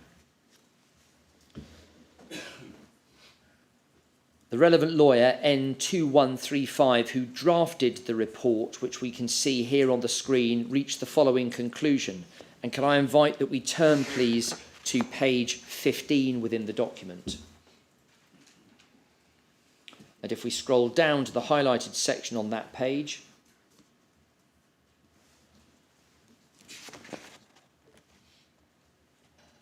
page 10. It's my fault entirely. I can't read my own typing, I'm afraid. If we scroll down on page 10, thank you very much indeed. In 3 paragraphs set out on the screen, we can see here the conclusions reached by N2135. First, the assault team returned fire after coming under accurate fire from inside the guest house. And then at the end of that paragraph, it is therefore my opinion that the use of force by the individuals concerned was justified under the law of self-defence. And he continues, when addressing the issue of the potential for civilian casualties among the dead, it must also be considered whether the assault force took all reasonable steps in the circumstances to minimise collateral damage. Post-operational reflections indicate that all or most of those killed were insurgents. Whether they were all insurgents or not, it is clear that given the number of weapons found, they cannot all have simultaneously posed an imminent threat to the lives of the assault force. Nevertheless, given the extremely close proximity of the non-firers in the guest house to the firers, the fact that the contact was sudden and occurred in a small area from which the assaulters could not withdraw, and the fact that muzzle flash and movement in the guest house will have made firers and non-firers appear indistinguishable, even if we could be sure that there was some collateral damage, I can identify no reasonable steps that could have been taken to minimise it. Accordingly, he concluded, for these reasons, it is my opinion that further investigation is not required in this case. The evidence indicates that the assaulters used reasonable force to neutralise the threat. The Serious Incident Review was also signed off on behalf of the Headquarters Special Forces UK by N2275 Brigadier Operational Law and also by N1802, the Commander of Headquarters. That sign-off was given in a document dated the 28th of April, and within the body of the document we've currently got on the screen, can we turn first to page 6 and then to page 7.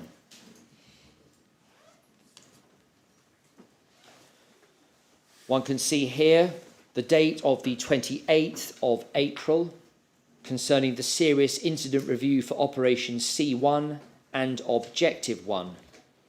So the same operational that we have been discussing. Now we've moved to the 28th of April as the document is reviewed further up the chain of command. And can we scroll down, please, onto page 7? Thank you very much indeed. On page 7, the first conclusion is, I concur with the recommendation of the Commander at the Headquarters Afghanistan for Special Forces. And then further down, please, if we may, to the next bit of highlighting.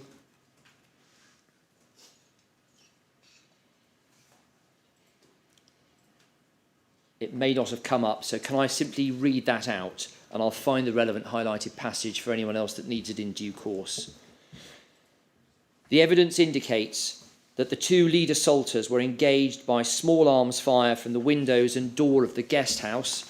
A confused picture ensued as members of the subunit continued to be engaged, so they returned fire until the threat was assessed to have been neutralised.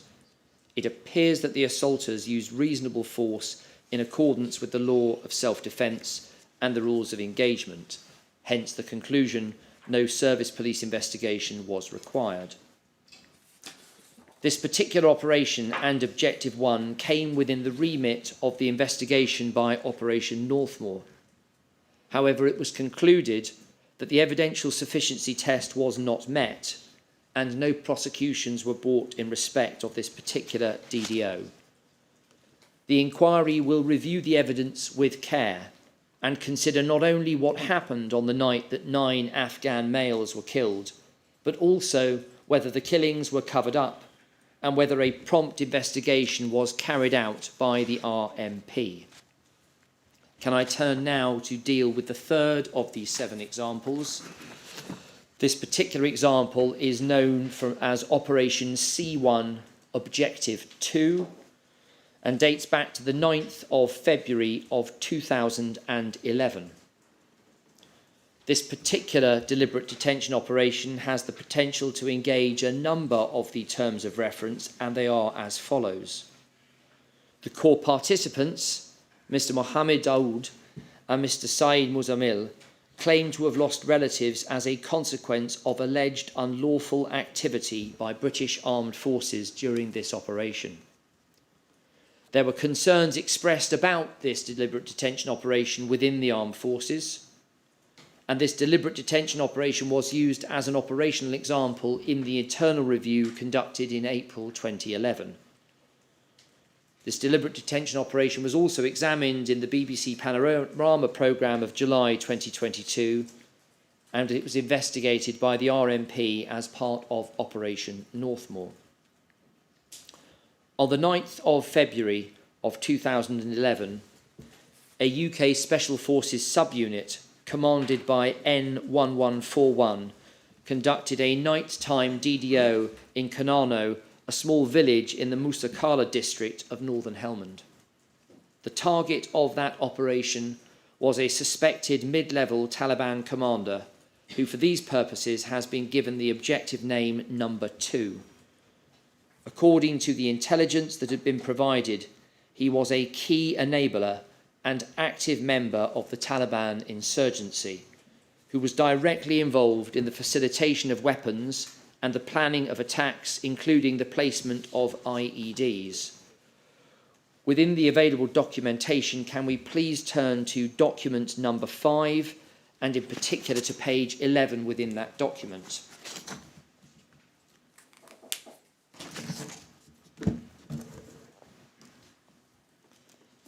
And if one turns the document on its side, please.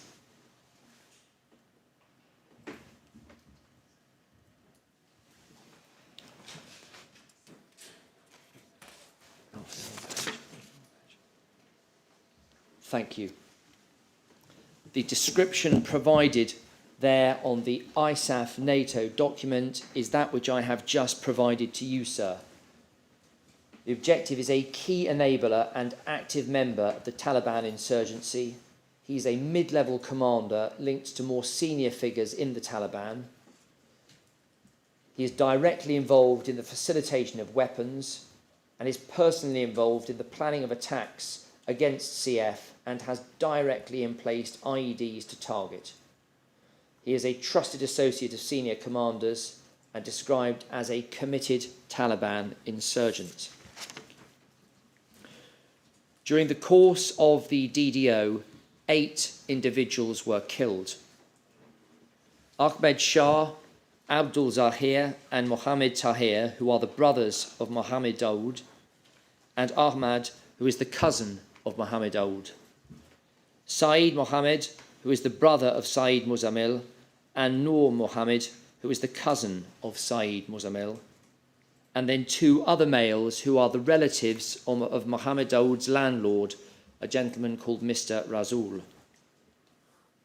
According to the available evidence from UK Special Forces and the supporting documentation, the following took place at the time of the operation. The guest house in the compound was under construction with an open doorway. The lead call sign observed a male exiting with a weapon and engaged him with aimed rounds, resulting in 1 EKIA.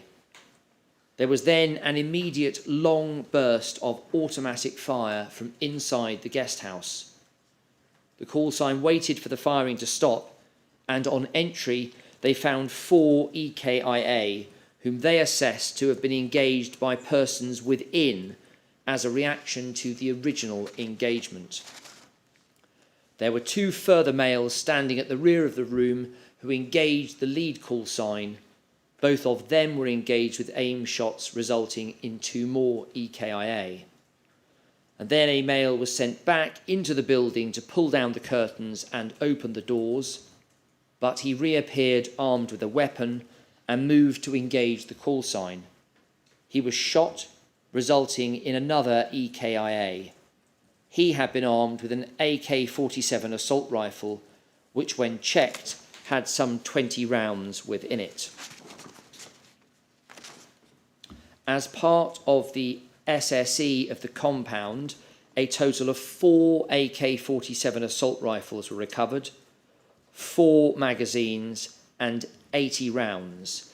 And can we turn please to look to document 6, and within that particular document to pages 6 and 7.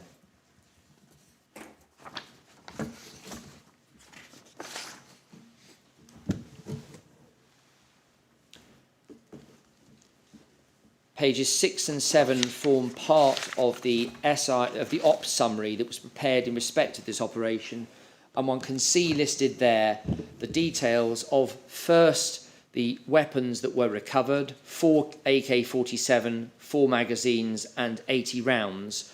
But you can see beneath that the officer commanding's description and comment. So if we turn to the bottom of this particular page, you'll see there in section 29 under remarks, OC's comments. The operation appears to have been a success. And then over the page, continuing to the top, highlighted in yellow, the enemy fire directed at the lead call sign, both inaccurate and inadvertently fired at their own, suggests that any weapons training they may have received is basic at best. Using the information available from these statements and the contemporaneous documents, we've done the same in a slideshow presentation to set out what happened and the description that was provided in the aftermath. We're dealing, of course, with objective number 2, it's example 3, and the information provided on that slideshow will give the same as before, namely the type of operation, a DDO, the date, the core participant names, and the relevant fact that it was used by the BBC Panorama programme in assisting with the description of the allegations against UK Special Forces. Can we do as we have done before and turn to page 2 and to the map set out on the right-hand side? One can see there the overview of Afghanistan, and then a zoomed-in view. The area with which we are concerned is north of Gereshk, as you can see there.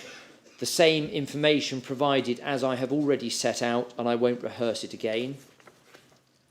If we look on, please, to page 3, the information that is available from the source documentation has been provided, and one can see 2 particular areas of note that attention is directed to, from the blue box describing the circumstances of EKIA, and then the red line and arrow that takes you to particular entries.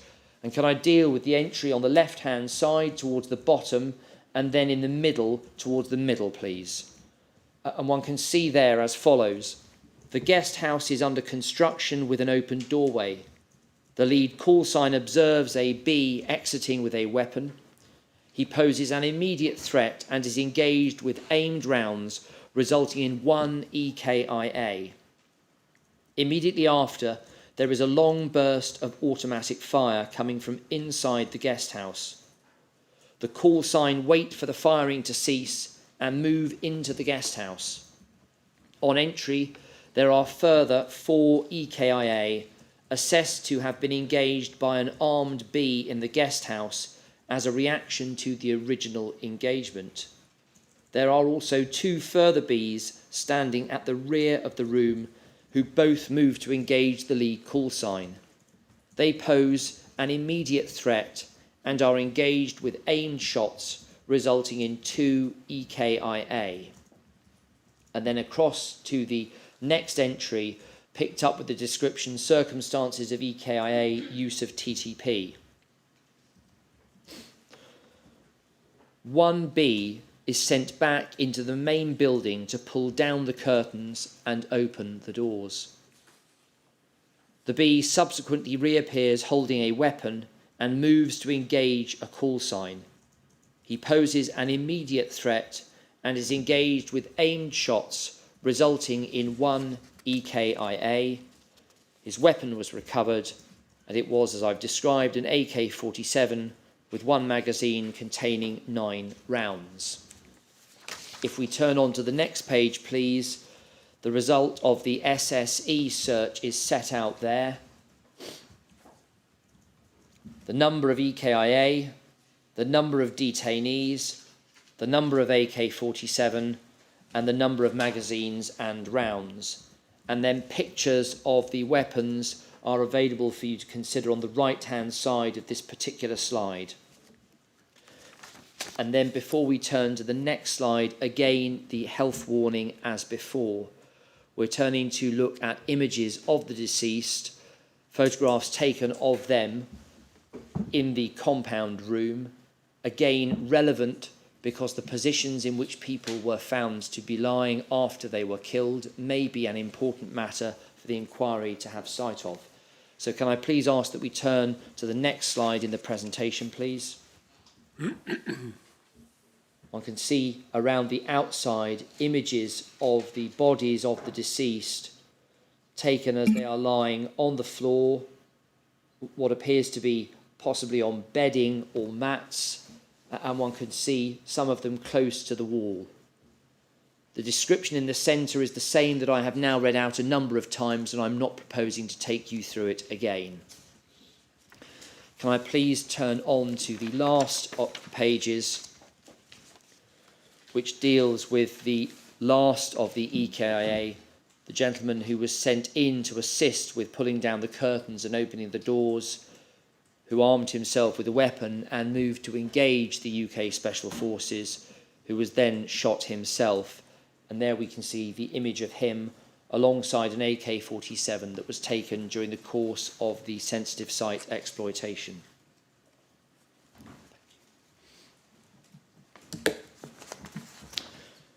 The contemporaneous documents, if correct, suggest that 4 of the deceased died as a result of the discharge of a weapon by one of their own number.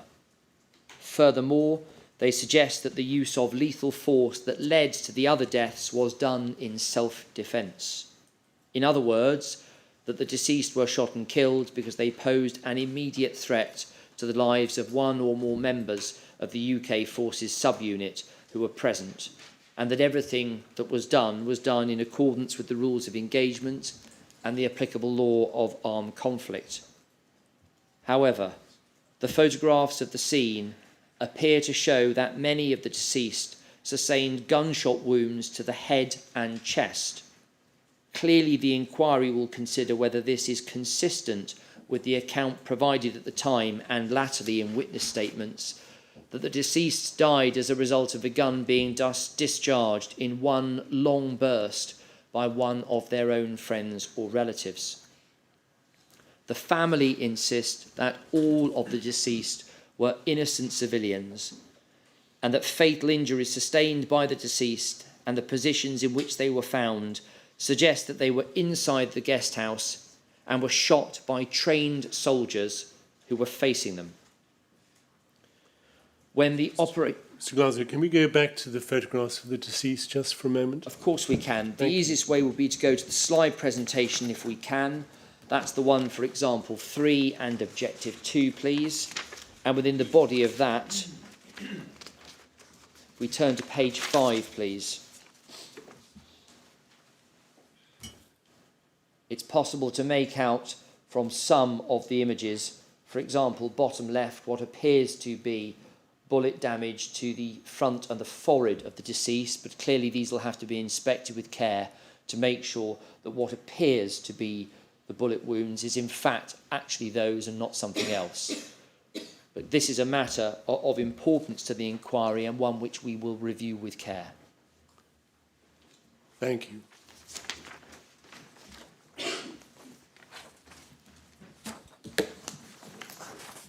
When the documentation in respect to this particular DDO was provided to the chain of command immediately following the operation, a number of individuals who it might be thought had the relevant experience properly to judge the information they were being given raised concerns about what had happened.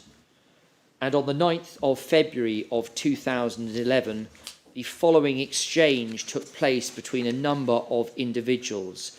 Within the documentation, please, can I invite document number 7 be brought up onto the screen? And can we turn first to page 6 within that document?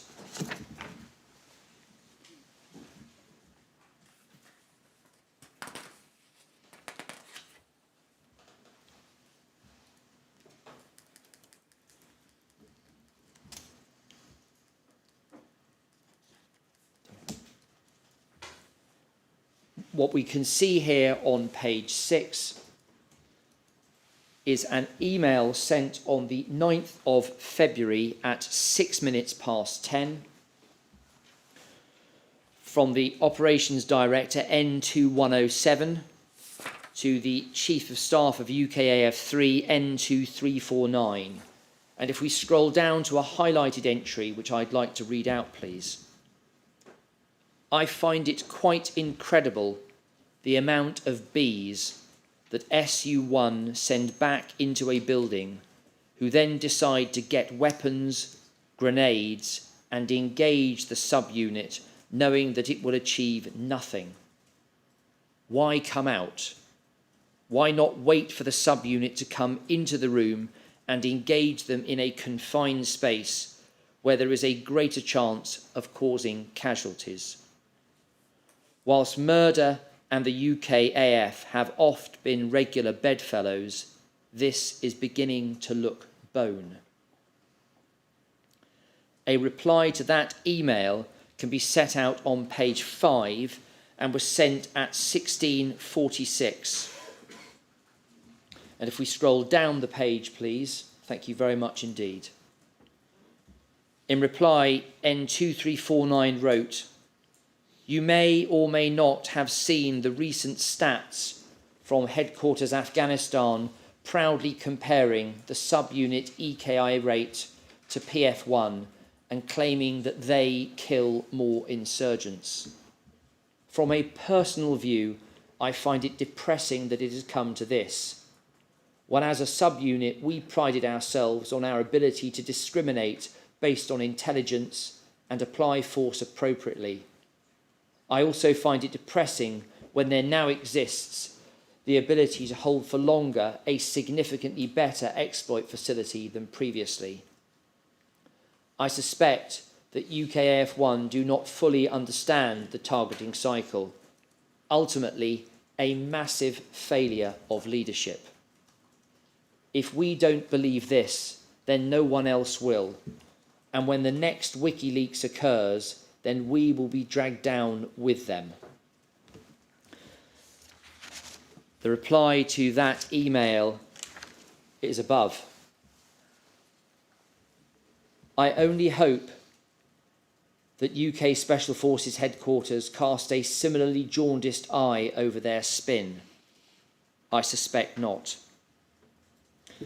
And then a further email within the chain can be found in document number 8, please. And within document 8, it is to page 2.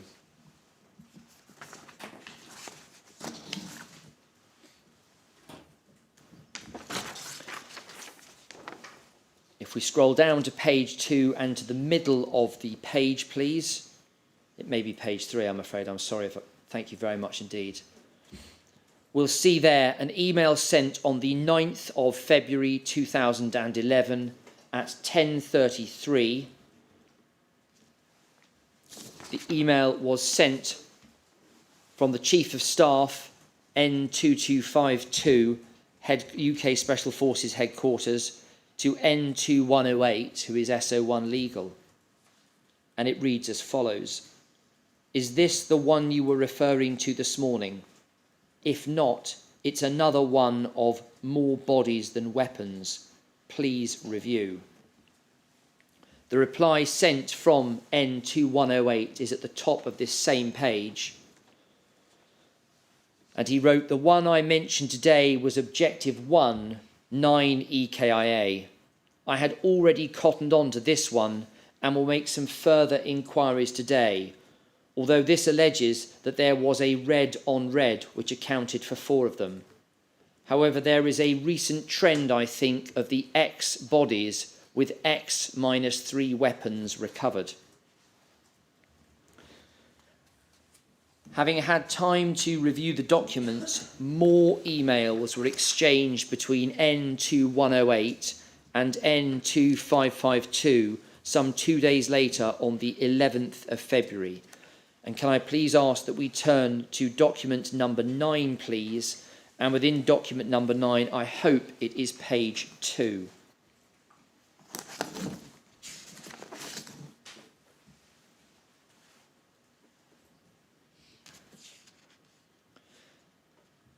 In an email sent by N2108 on the 11th of February at 9:42 in the morning, he wrote as follows. "It is a case of more bodies than weapons, but with 4 of the EKIA being as a result of fratricide. Ultimately, on the face of it, the actions appear to be within the rules of engagement. We could order a serious incident review into it if you feel that there are more questions than answers. But my view is that there has been an explanation as to why there was such a high body count."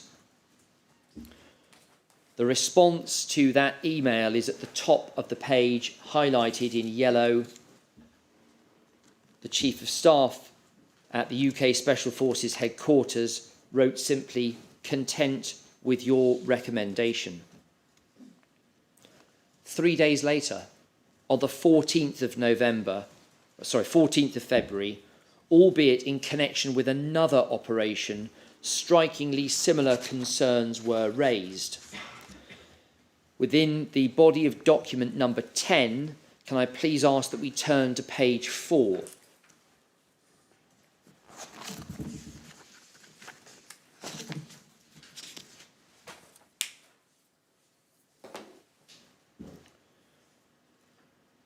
On the morning of the 14th of February, one can see in the middle of the page, if we scroll down first to that, please. So if we scroll a little, thank you very much indeed. What was written there by N2107 is as follows: "Yet another B, who after being sent back into the A and being fully aware of being outnumbered, returns with a weapon. Do you think that they asked the Bs to go in and bring any weapons they may have out, thereby setting the conditions for their execution?" And the reply from N2345 a little later is as follows: "A good point. There appears to be a casual disregard for life, counterinsurgency principles, and credible reporting." In due course, and doubtless in part based upon the concerns that had been raised, Provost Marshal Army, the head of the Army Police, directed that this operation be examined as part of Operation Northmoor, since there was a disproportionate number of enemy dead in comparison to the number of weapons recovered. As part of the ultimate RMP investigation, statements were taken from some of the members of the UK Special Forces and members of the accompanying Afghan partner units who were involved in the operation, but all bar one of them was unable to recall the operation itself. N1192, who has a second N reference number, which I'll give for completeness, it's N29.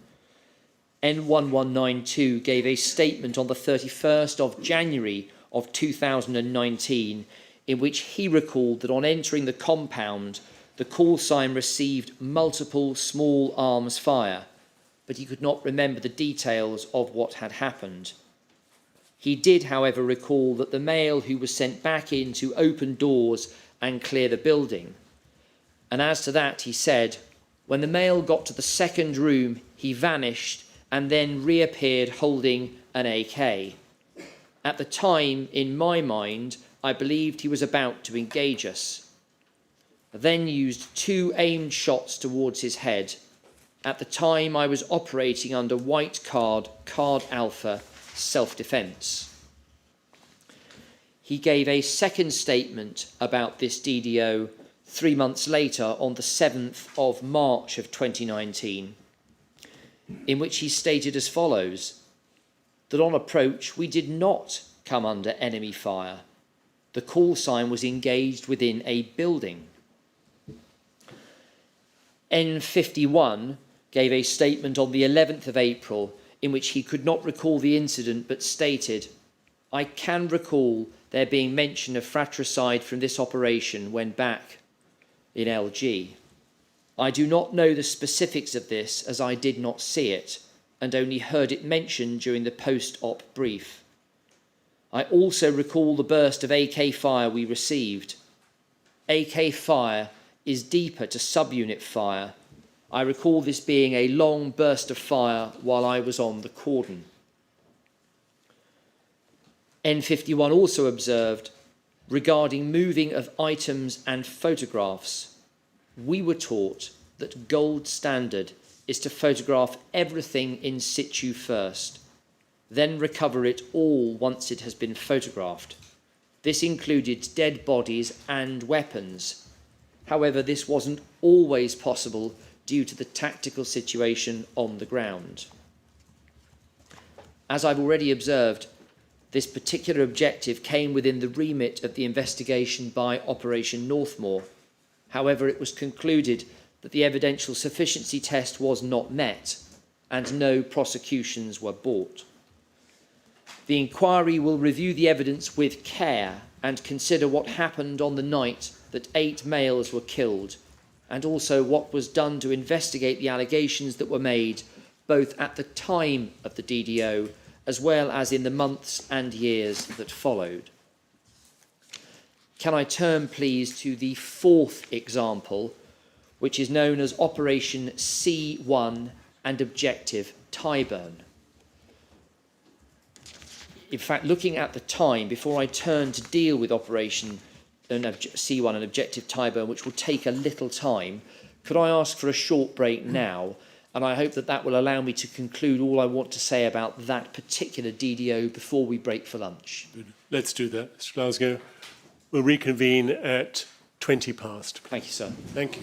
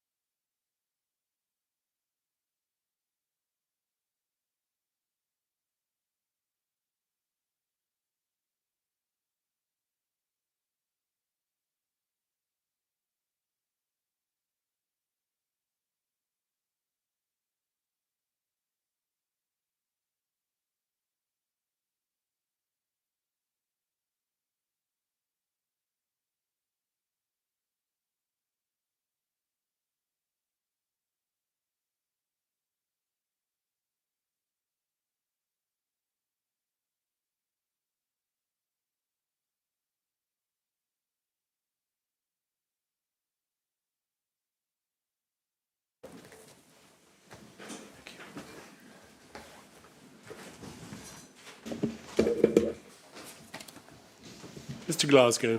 Please you, sir. Turning next to the 4th example of the DDOs that I'd like to go through, please. This is Operation C1 and Objective Tyburn. And it relates to a DDO that took place on the 16th of February of 2011.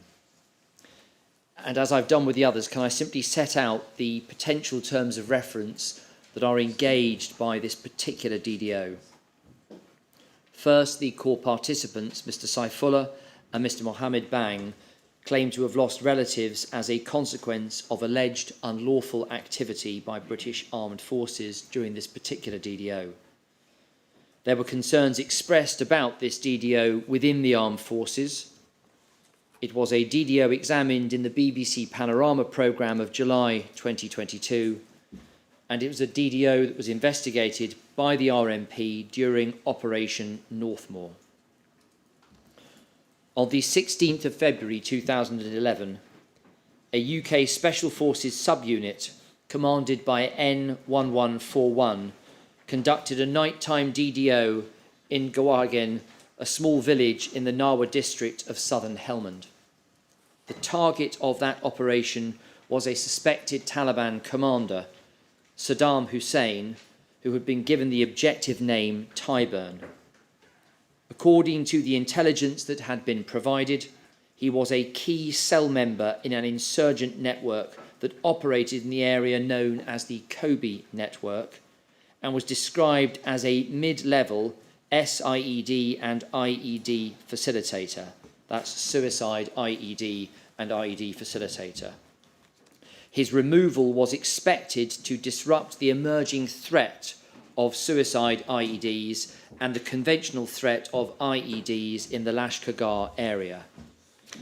Can I please ask that, in support of what I've just set out, that we turn to document number 11, and within that particular document one has the operational summary, and that should be set out within page, there we go, thank you very much, already ahead of me.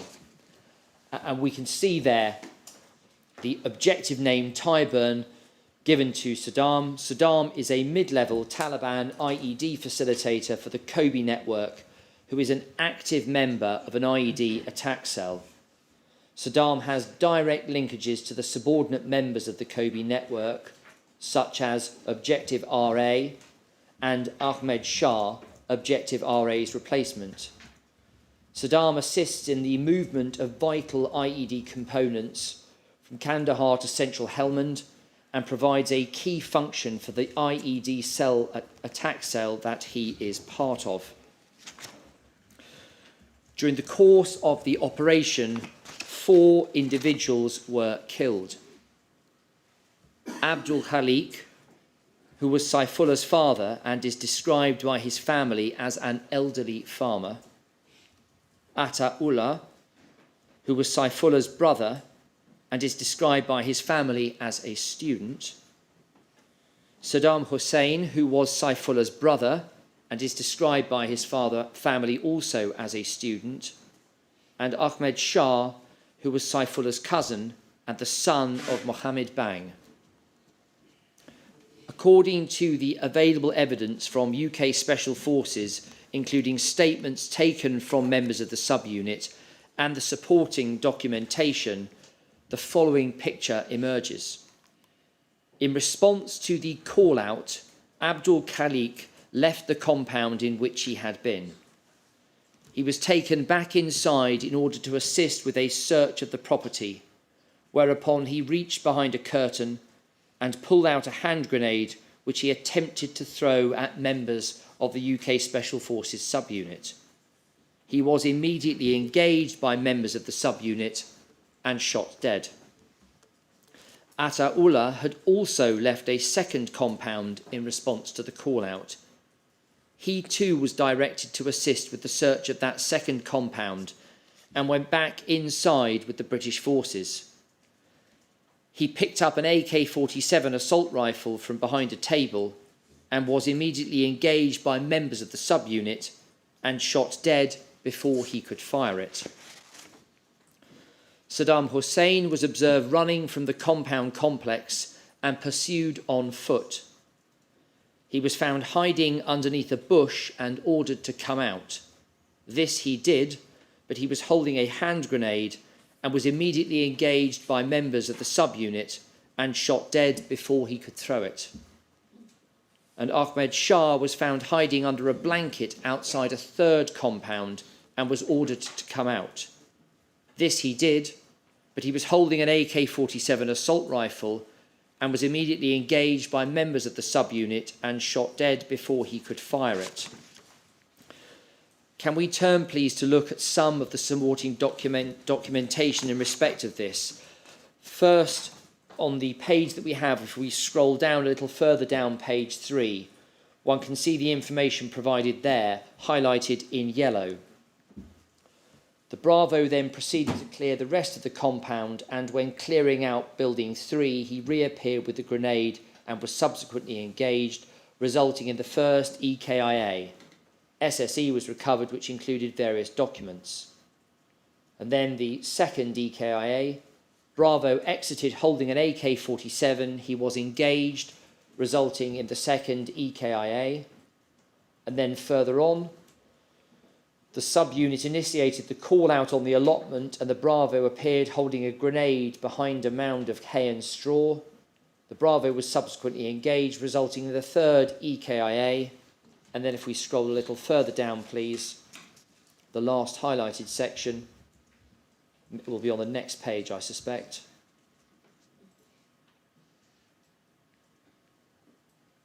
Thank you very much indeed. The Bravo was seen to be holding an AK-47. He was engaged, resulting in the fourth and final EKIA. So that shows some of the documentation from which I've gleaned the description I've just provided to you, sir. Can we also look at document 12, please, which is the storyboard prepared in respect to the DDO, and within that particular document to pages 4 and 5.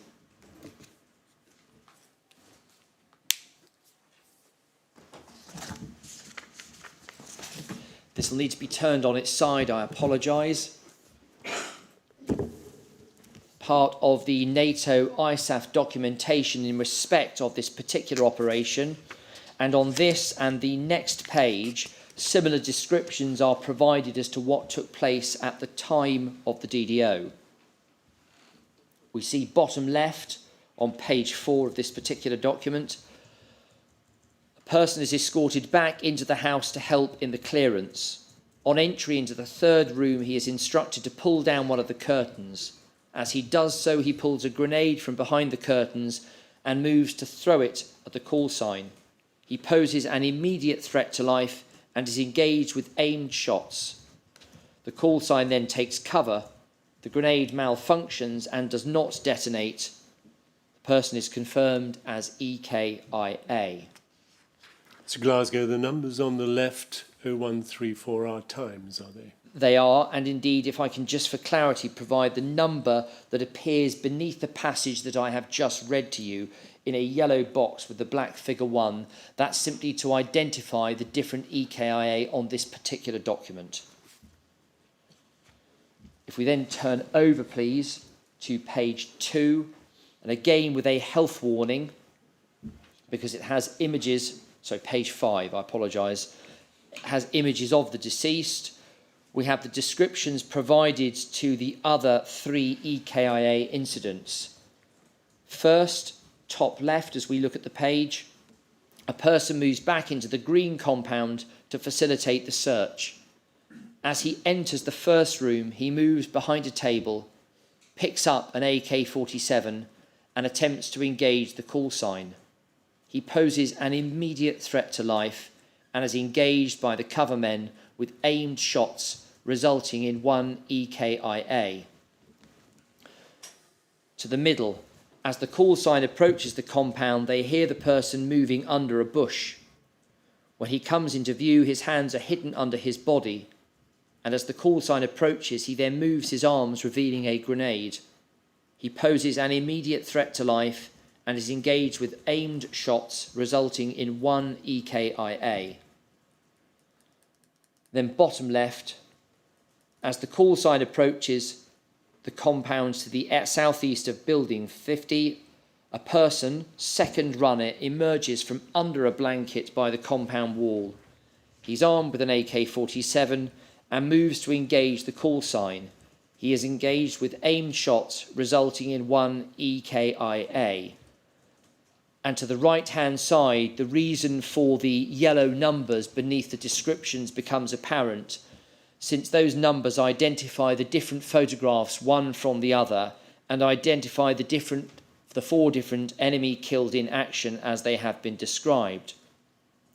One can see to the left-hand side of those 4 photographs the first EKIA, who'd been taken back inside to pull down the curtains and had produced a grenade. One can see the body of the deceased lying in the corner of the room and a grenade closer to the photographer, near to the feet of the deceased. Then top right, the second deceased who had picked up an AK-47. We see him there appearing on the floor, lying what appears to be face down with an AK-47 just as we look at the photograph to his right above his head.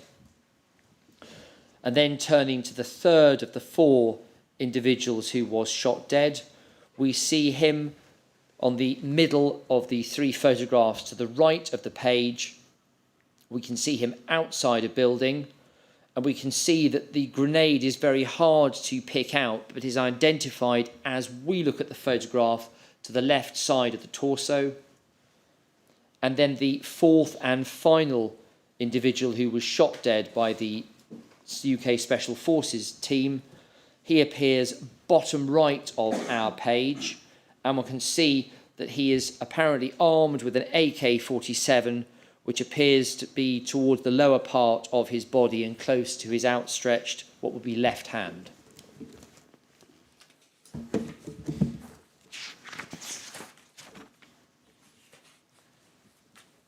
As part of the SSE of the compound, 2 AK-47 assault rifles and 37 rounds were recovered, and 2 Russian grenades were also recovered.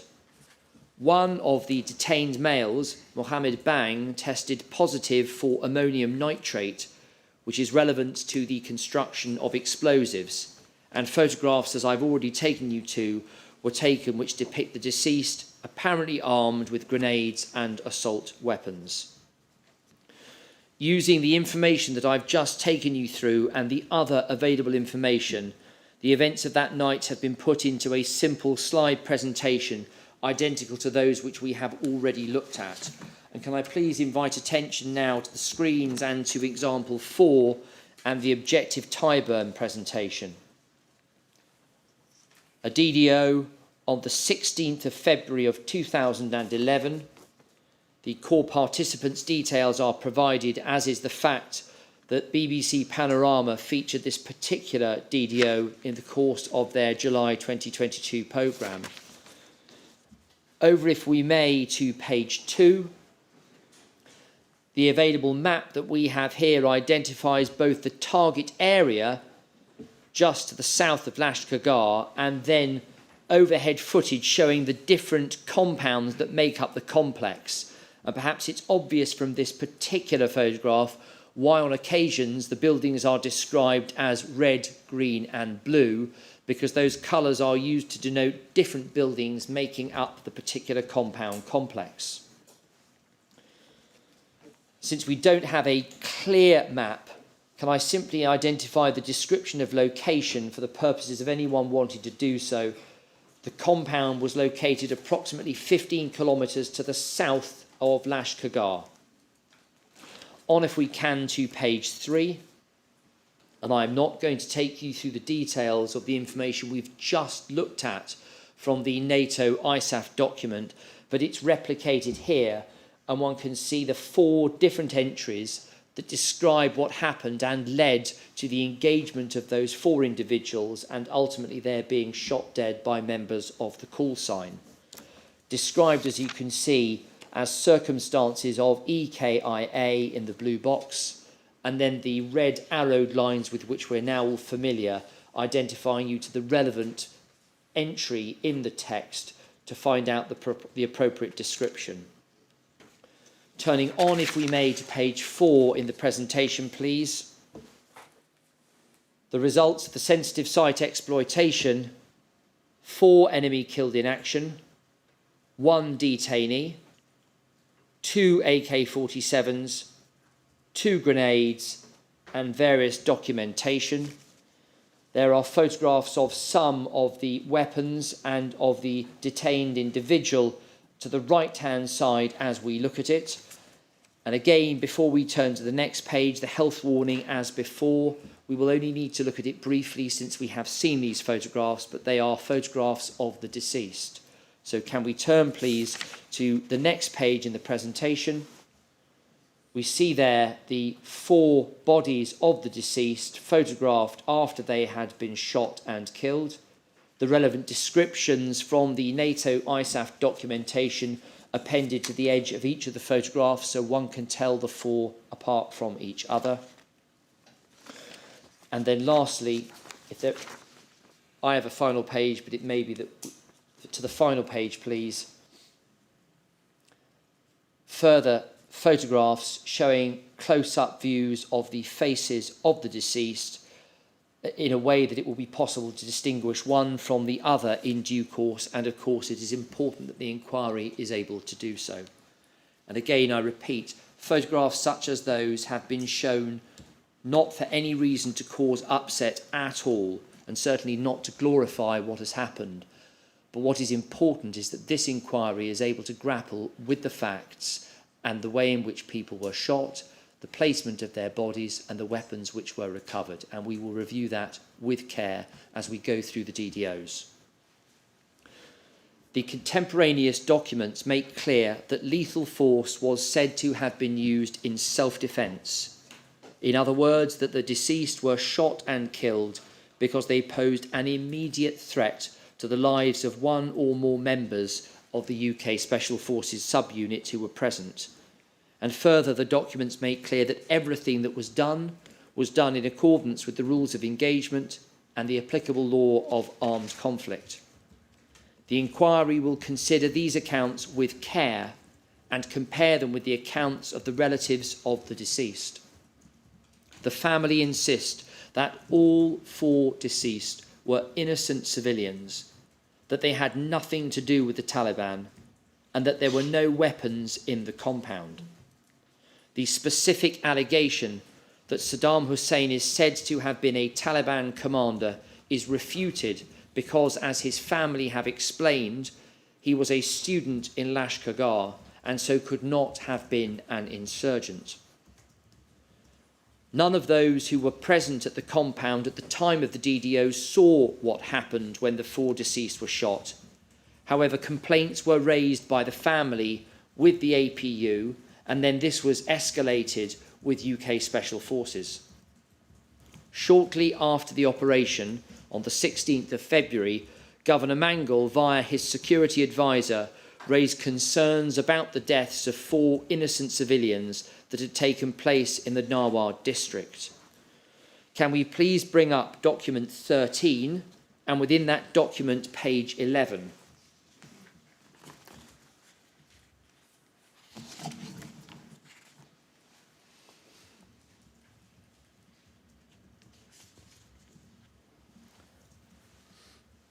What we can see on the screen now is part of an email that was sent from the Officer Commanding Subunit 2, N1791, to N889, Chief of Staff at UK Special Forces Headquarters, Afghanistan. It was sent on the same morning that the DDO had been conducted. It was made clear that the Afghan partner unit were very unhappy about the operation, that Abdul Khalik was a respected elder and cousin of an officer in the APU, and that, according to the APU, the deceased were killed without any of them having fired a shot. And one can see at paragraph number 3 the following. The APU have apparently complained to the commanding officer that no one was firing at the subunit, but that they were shot anyway. He sees this as confirmation that innocents were killed. I explained that there was intelligence to suggest involvement in the insurgency, and that was the basis for the operation. This was not well received. He said that they are teachers and farmers, and they have weapons for self-protection, but they are emphatically not Taliban. He suggested that the houses were used as guest houses by the Taliban, and that the villagers have no option but to house them. The upshot of the meeting between the Afghan partner unit and N1791 was that they no longer wanted to provide any support to operations with the British. In document 13, so the same one we had open, can we turn please within there to page 9 and to an email sent by N1791 on the 16th of February. It's a little further down on the page, if we may, it's the email at 11:23. And And if we look to paragraph number 2, which I have failed to highlight, but someone is ahead of me and covered up my mistake, so thank you. The CO wants to see the proper intelligence case rather than rely on my verbal brief. At 11:35, if we scroll up on the page, an email was sent by N889 explaining that the headquarters for the Afghan partner unit are relaxed. They did not see this as a significant problem. Going up to the headquarters of the Afghan partner unit, is there a stand-in that I can speak to? I don't want to full expose the issue yet, but would like him to report on any discussion that take place between the headquarters of the Afghan partner unit and the commanding officer for APU-1. That led to a further email in this particular document. That can be found on page 5 if we scroll up, please. And it was an email from N1141, the subunit commander, who had been copied into the emails that I have just set out. He advised that he was due to have a meeting shortly with N1187 and N7060, and he subsequently reported as follows. Meeting went very well. The guys down here are fully on side and have no issues at all. On the 19th of February of 2011, Governor Mangle indicated that he was going to make a press statement about the operation, but was subsequently spoken to by the commander of the Regional Command Southwest area and was satisfied by the explanation he had been given. When the OPSUM and the storyboard were provided to the chain of command, a number of individuals who it might be thought had the relevant experience properly to judge what they were being told, immediately raised concerns about what had happened. And on the 16th of February, the following email exchange took place. Can I invite, please, that document 15 is brought up on the screen? And first, within document 15, can we look in the email exchange to page 4?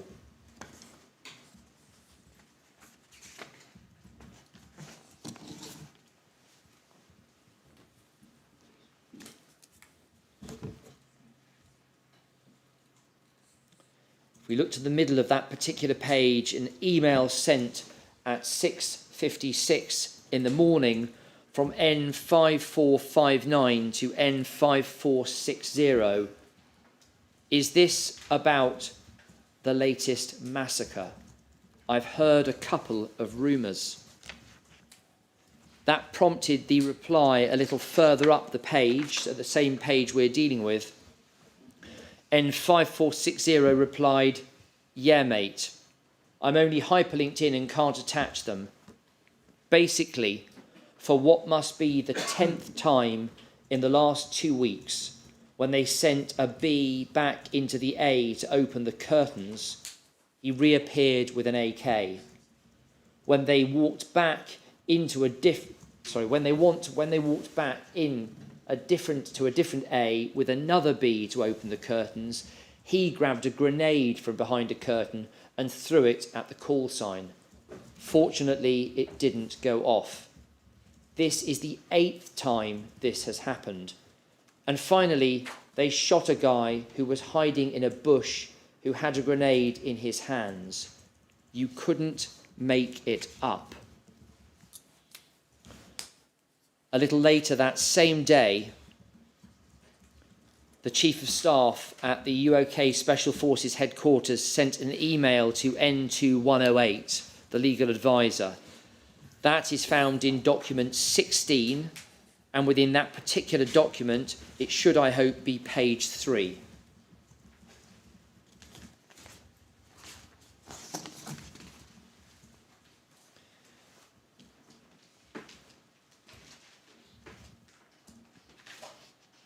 The email, timed at 10 minutes past 8 in the morning, records as follows: 4 enemy killed in action, 2 weapons recovered, worth a look. and that generated the following reply, which is found on page 3. N2108 wrote as follows. If one scrolls down to the middle of the page, first of all, to the 2 paragraphs highlighted in yellow. I share the concerns about the recent spate of high enemy killed in action and have noted the emerging Taliban TTP of supposedly hiding grenades behind curtains. This may be entirely appropriate, but I get the sense that the way we are writing these up will not bear scrutiny in years to come. My comments are demonstrations of the kinds of things that public interest lawyers may undoubtedly raise in the inevitable public inquiries. How do we highlight our concerns in a fashion that does not constrain our people to use force legally when under threat? This HQ can order a serious incident review if we feel that the rules of engagement have not been followed. However, I think we should tread carefully on this. If we scroll up the page to the reply that was sent from the Chief of Staff at UK Special Forces headquarters, it would be helpful if I could have a chat with the Commander headquarters about this.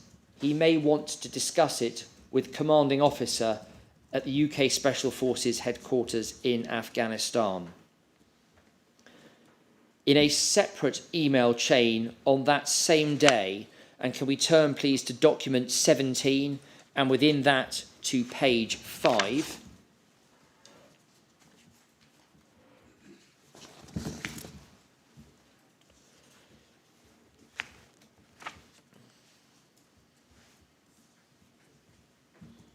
And if we look to the top of the page,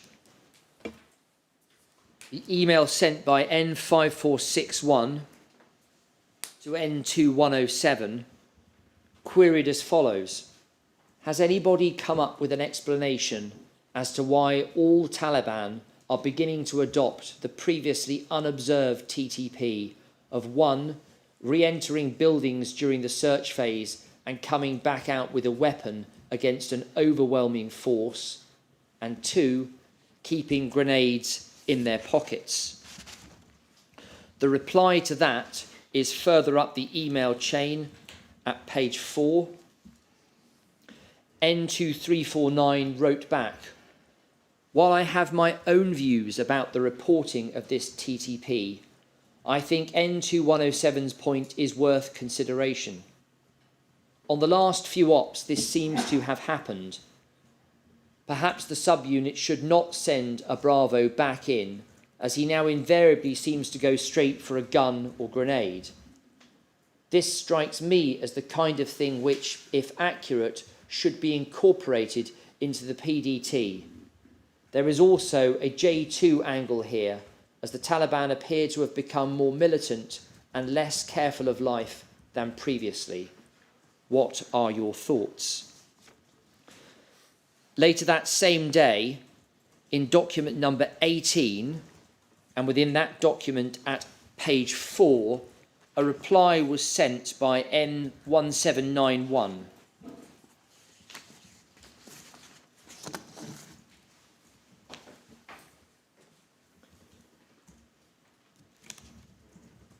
Just after 5:30 that early evening, N1791 wrote, the UK Special Forces headquarters in Afghanistan staff have commented on it to the extent that a bollocking has occurred to ensure that the staff officers support the guys on the ground, which is slightly missing the point.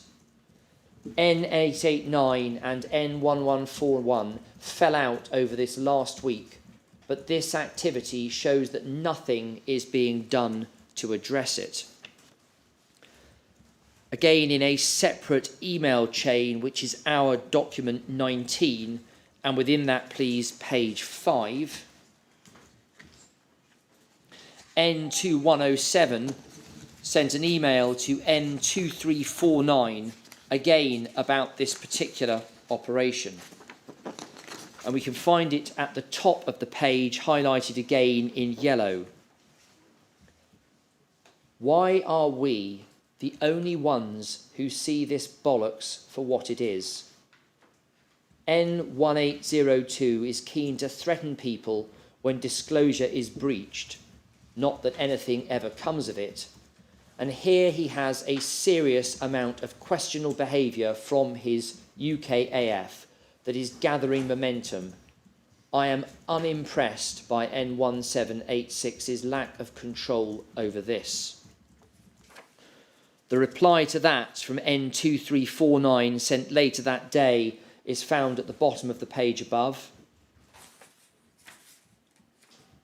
I have actually raised this and suggested that he may want to RFI to HQA, so refer it back to the UK Special Forces headquarters in Afghanistan, given the rash of curtain shootings. Cuffing the detainee to the front would probably allow him to pull down curtains without operating a weapon, for example. He is looking at it. The UK Special Forces headquarters directed that a first impressions report should be prepared, although a serious incident review was not initiated. The first impression report concluded that 4 insurgents had been killed and that one of them was the target of the operation. The weekly situation report, which was sent out on the 21st of February, identified that the operation was one of 2 that had been a source of tension with the APU because of the family links between Saddam Hussein and one of the APU officers.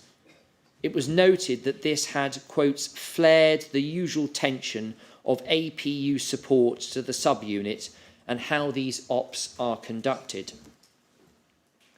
3 months later, on the 17th of May, following concerns having been raised by an international organisation, emails were exchanged within ISAF headquarters about this particular operation. Can I ask, please, that document 21 is brought up and that within document 21 we look, please, to page 6. N5462, the consequence manager at ISAF headquarters, sent an email to the Chief of Staff, UK Special Forces headquarters, Afghanistan, N889, and he wrote, I believe there is an opportunity to nip this allegation before it becomes an official allegation, and is fed into either the national or ISAF chain of commands in Kabul, attracting lots of scrutiny.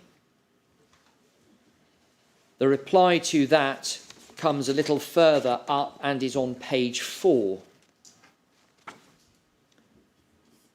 N1208, the legal advisor, wrote back, if we all agree that the aspiration to nip in the bud at the lowest level is sound, then we will need to be prepared to release something a bit more than the usual "it's not true" to head this off. I'm concerned that if this particular complaint gets elevated to a higher level, then we will lose control of it, and our political masters could knee-jerk and apply pressure for an SIB investigation.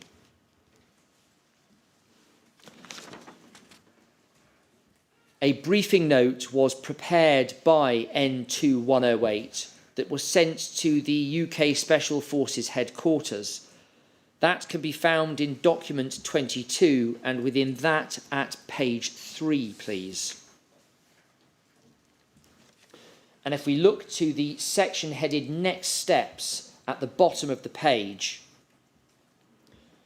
the aspiration is to deal with the complaint informally at the lowest level without it being raised unnecessarily to the ISAF level. SO2 consequence management is due to meet with the international organisation in May 2011, where the UK Special Forces headquarters Afghanistan will send the UK AF lawyer in order to provide sufficient detail to rebut the allegation.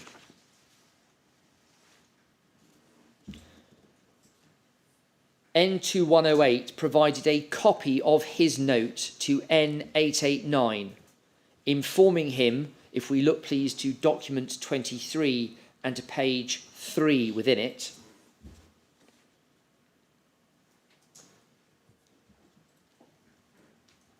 we spoke at the VTC.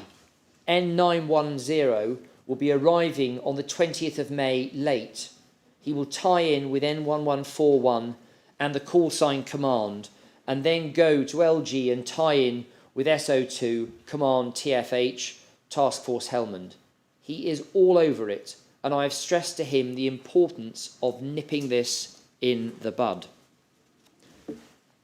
In July 2011, the same international organisation expressed further concerns about the way in which this and another operation had been conducted, and they served a report on the Command ISAF headquarters that identified the potential danger posed by what they termed the house clearance practice of using occupants who had left the compound to go back inside to assist with the search of the compound. Can we turn please to document 24, and within that to page 2, please.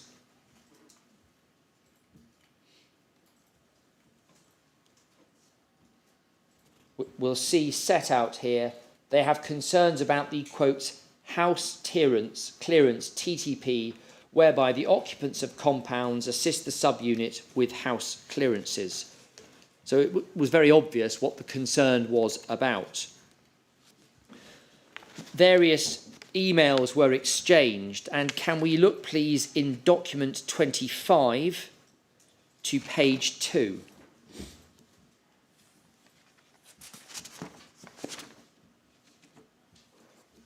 A number of emails were exchanged about the need to reply in respect of a review that had been undertaken of the search method. And N2108 Legal sent an email to N2272, which reads as follows. I've spoken to N6881, who has suggested that we respond in terms of fact that we have reviewed TTP and are now content with it. A danger is that they want further info which we cannot give them. In August, further emails on the same subject were exchanged. Can we go please to document 26, and within that document please first to page 12 and then page 15.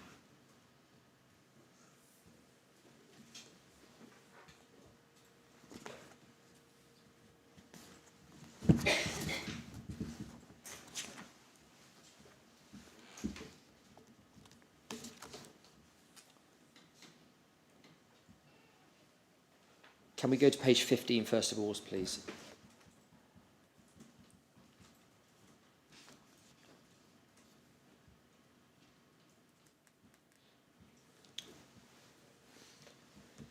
On the 1st of August of 2011, N2108 emailed the UK Special Forces headquarters in Afghanistan, both the commander and the chief of staff amongst others, to inform them of the concerns that had been raised by the international organisation.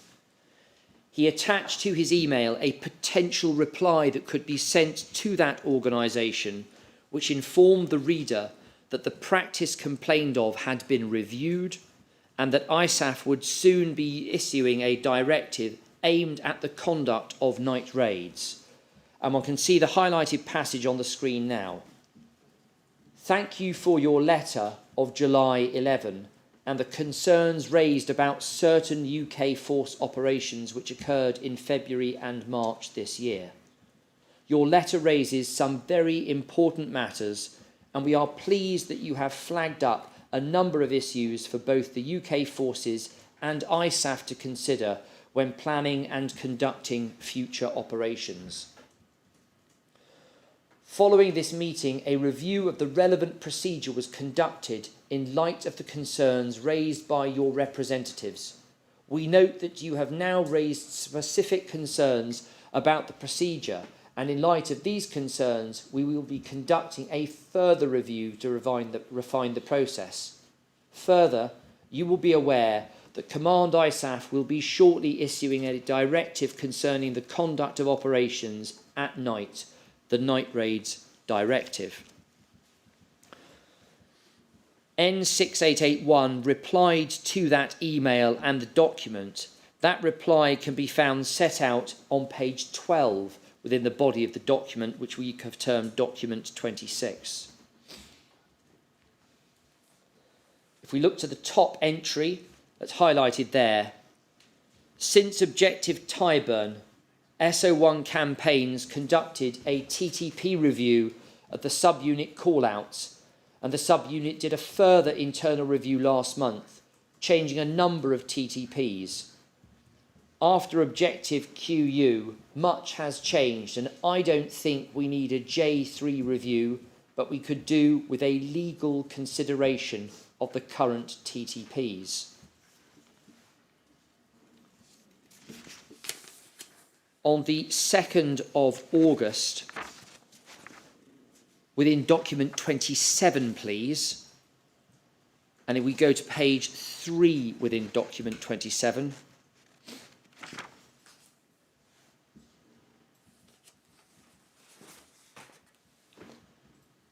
N2108 emailed N2136 and wrote as follows: I've suggested that we do a review of the TTP in question. N6881 has correctly pointed out that a legal health check may be more appropriate and said he was going to speak to you about this. Don't do too much on this, as I assess that it is slow burn. And finally, in the exchange of emails to which I would like to make reference, going back to document 26, please, and within it to page 6. On the 8th of August, N2108 sent a further email in the exchange to which I've made reference. If we look to the bottom of the page as we scroll down, please.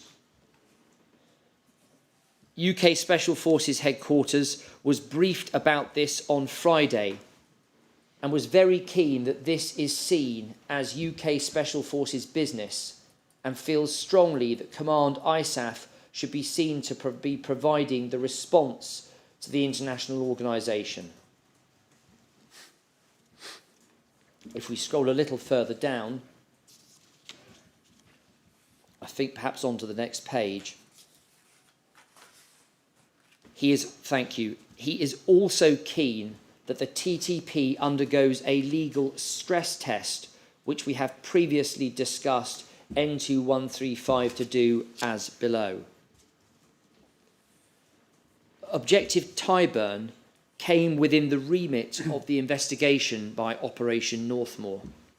However, it was concluded that the evidential sufficiency test was not met and no prosecutions were brought. The inquiry will review the available evidence with care and consider what happened on the night that 4 males were killed, and also whether those killings were covered up, and ultimately whether a proper investigation was carried out by the RMP.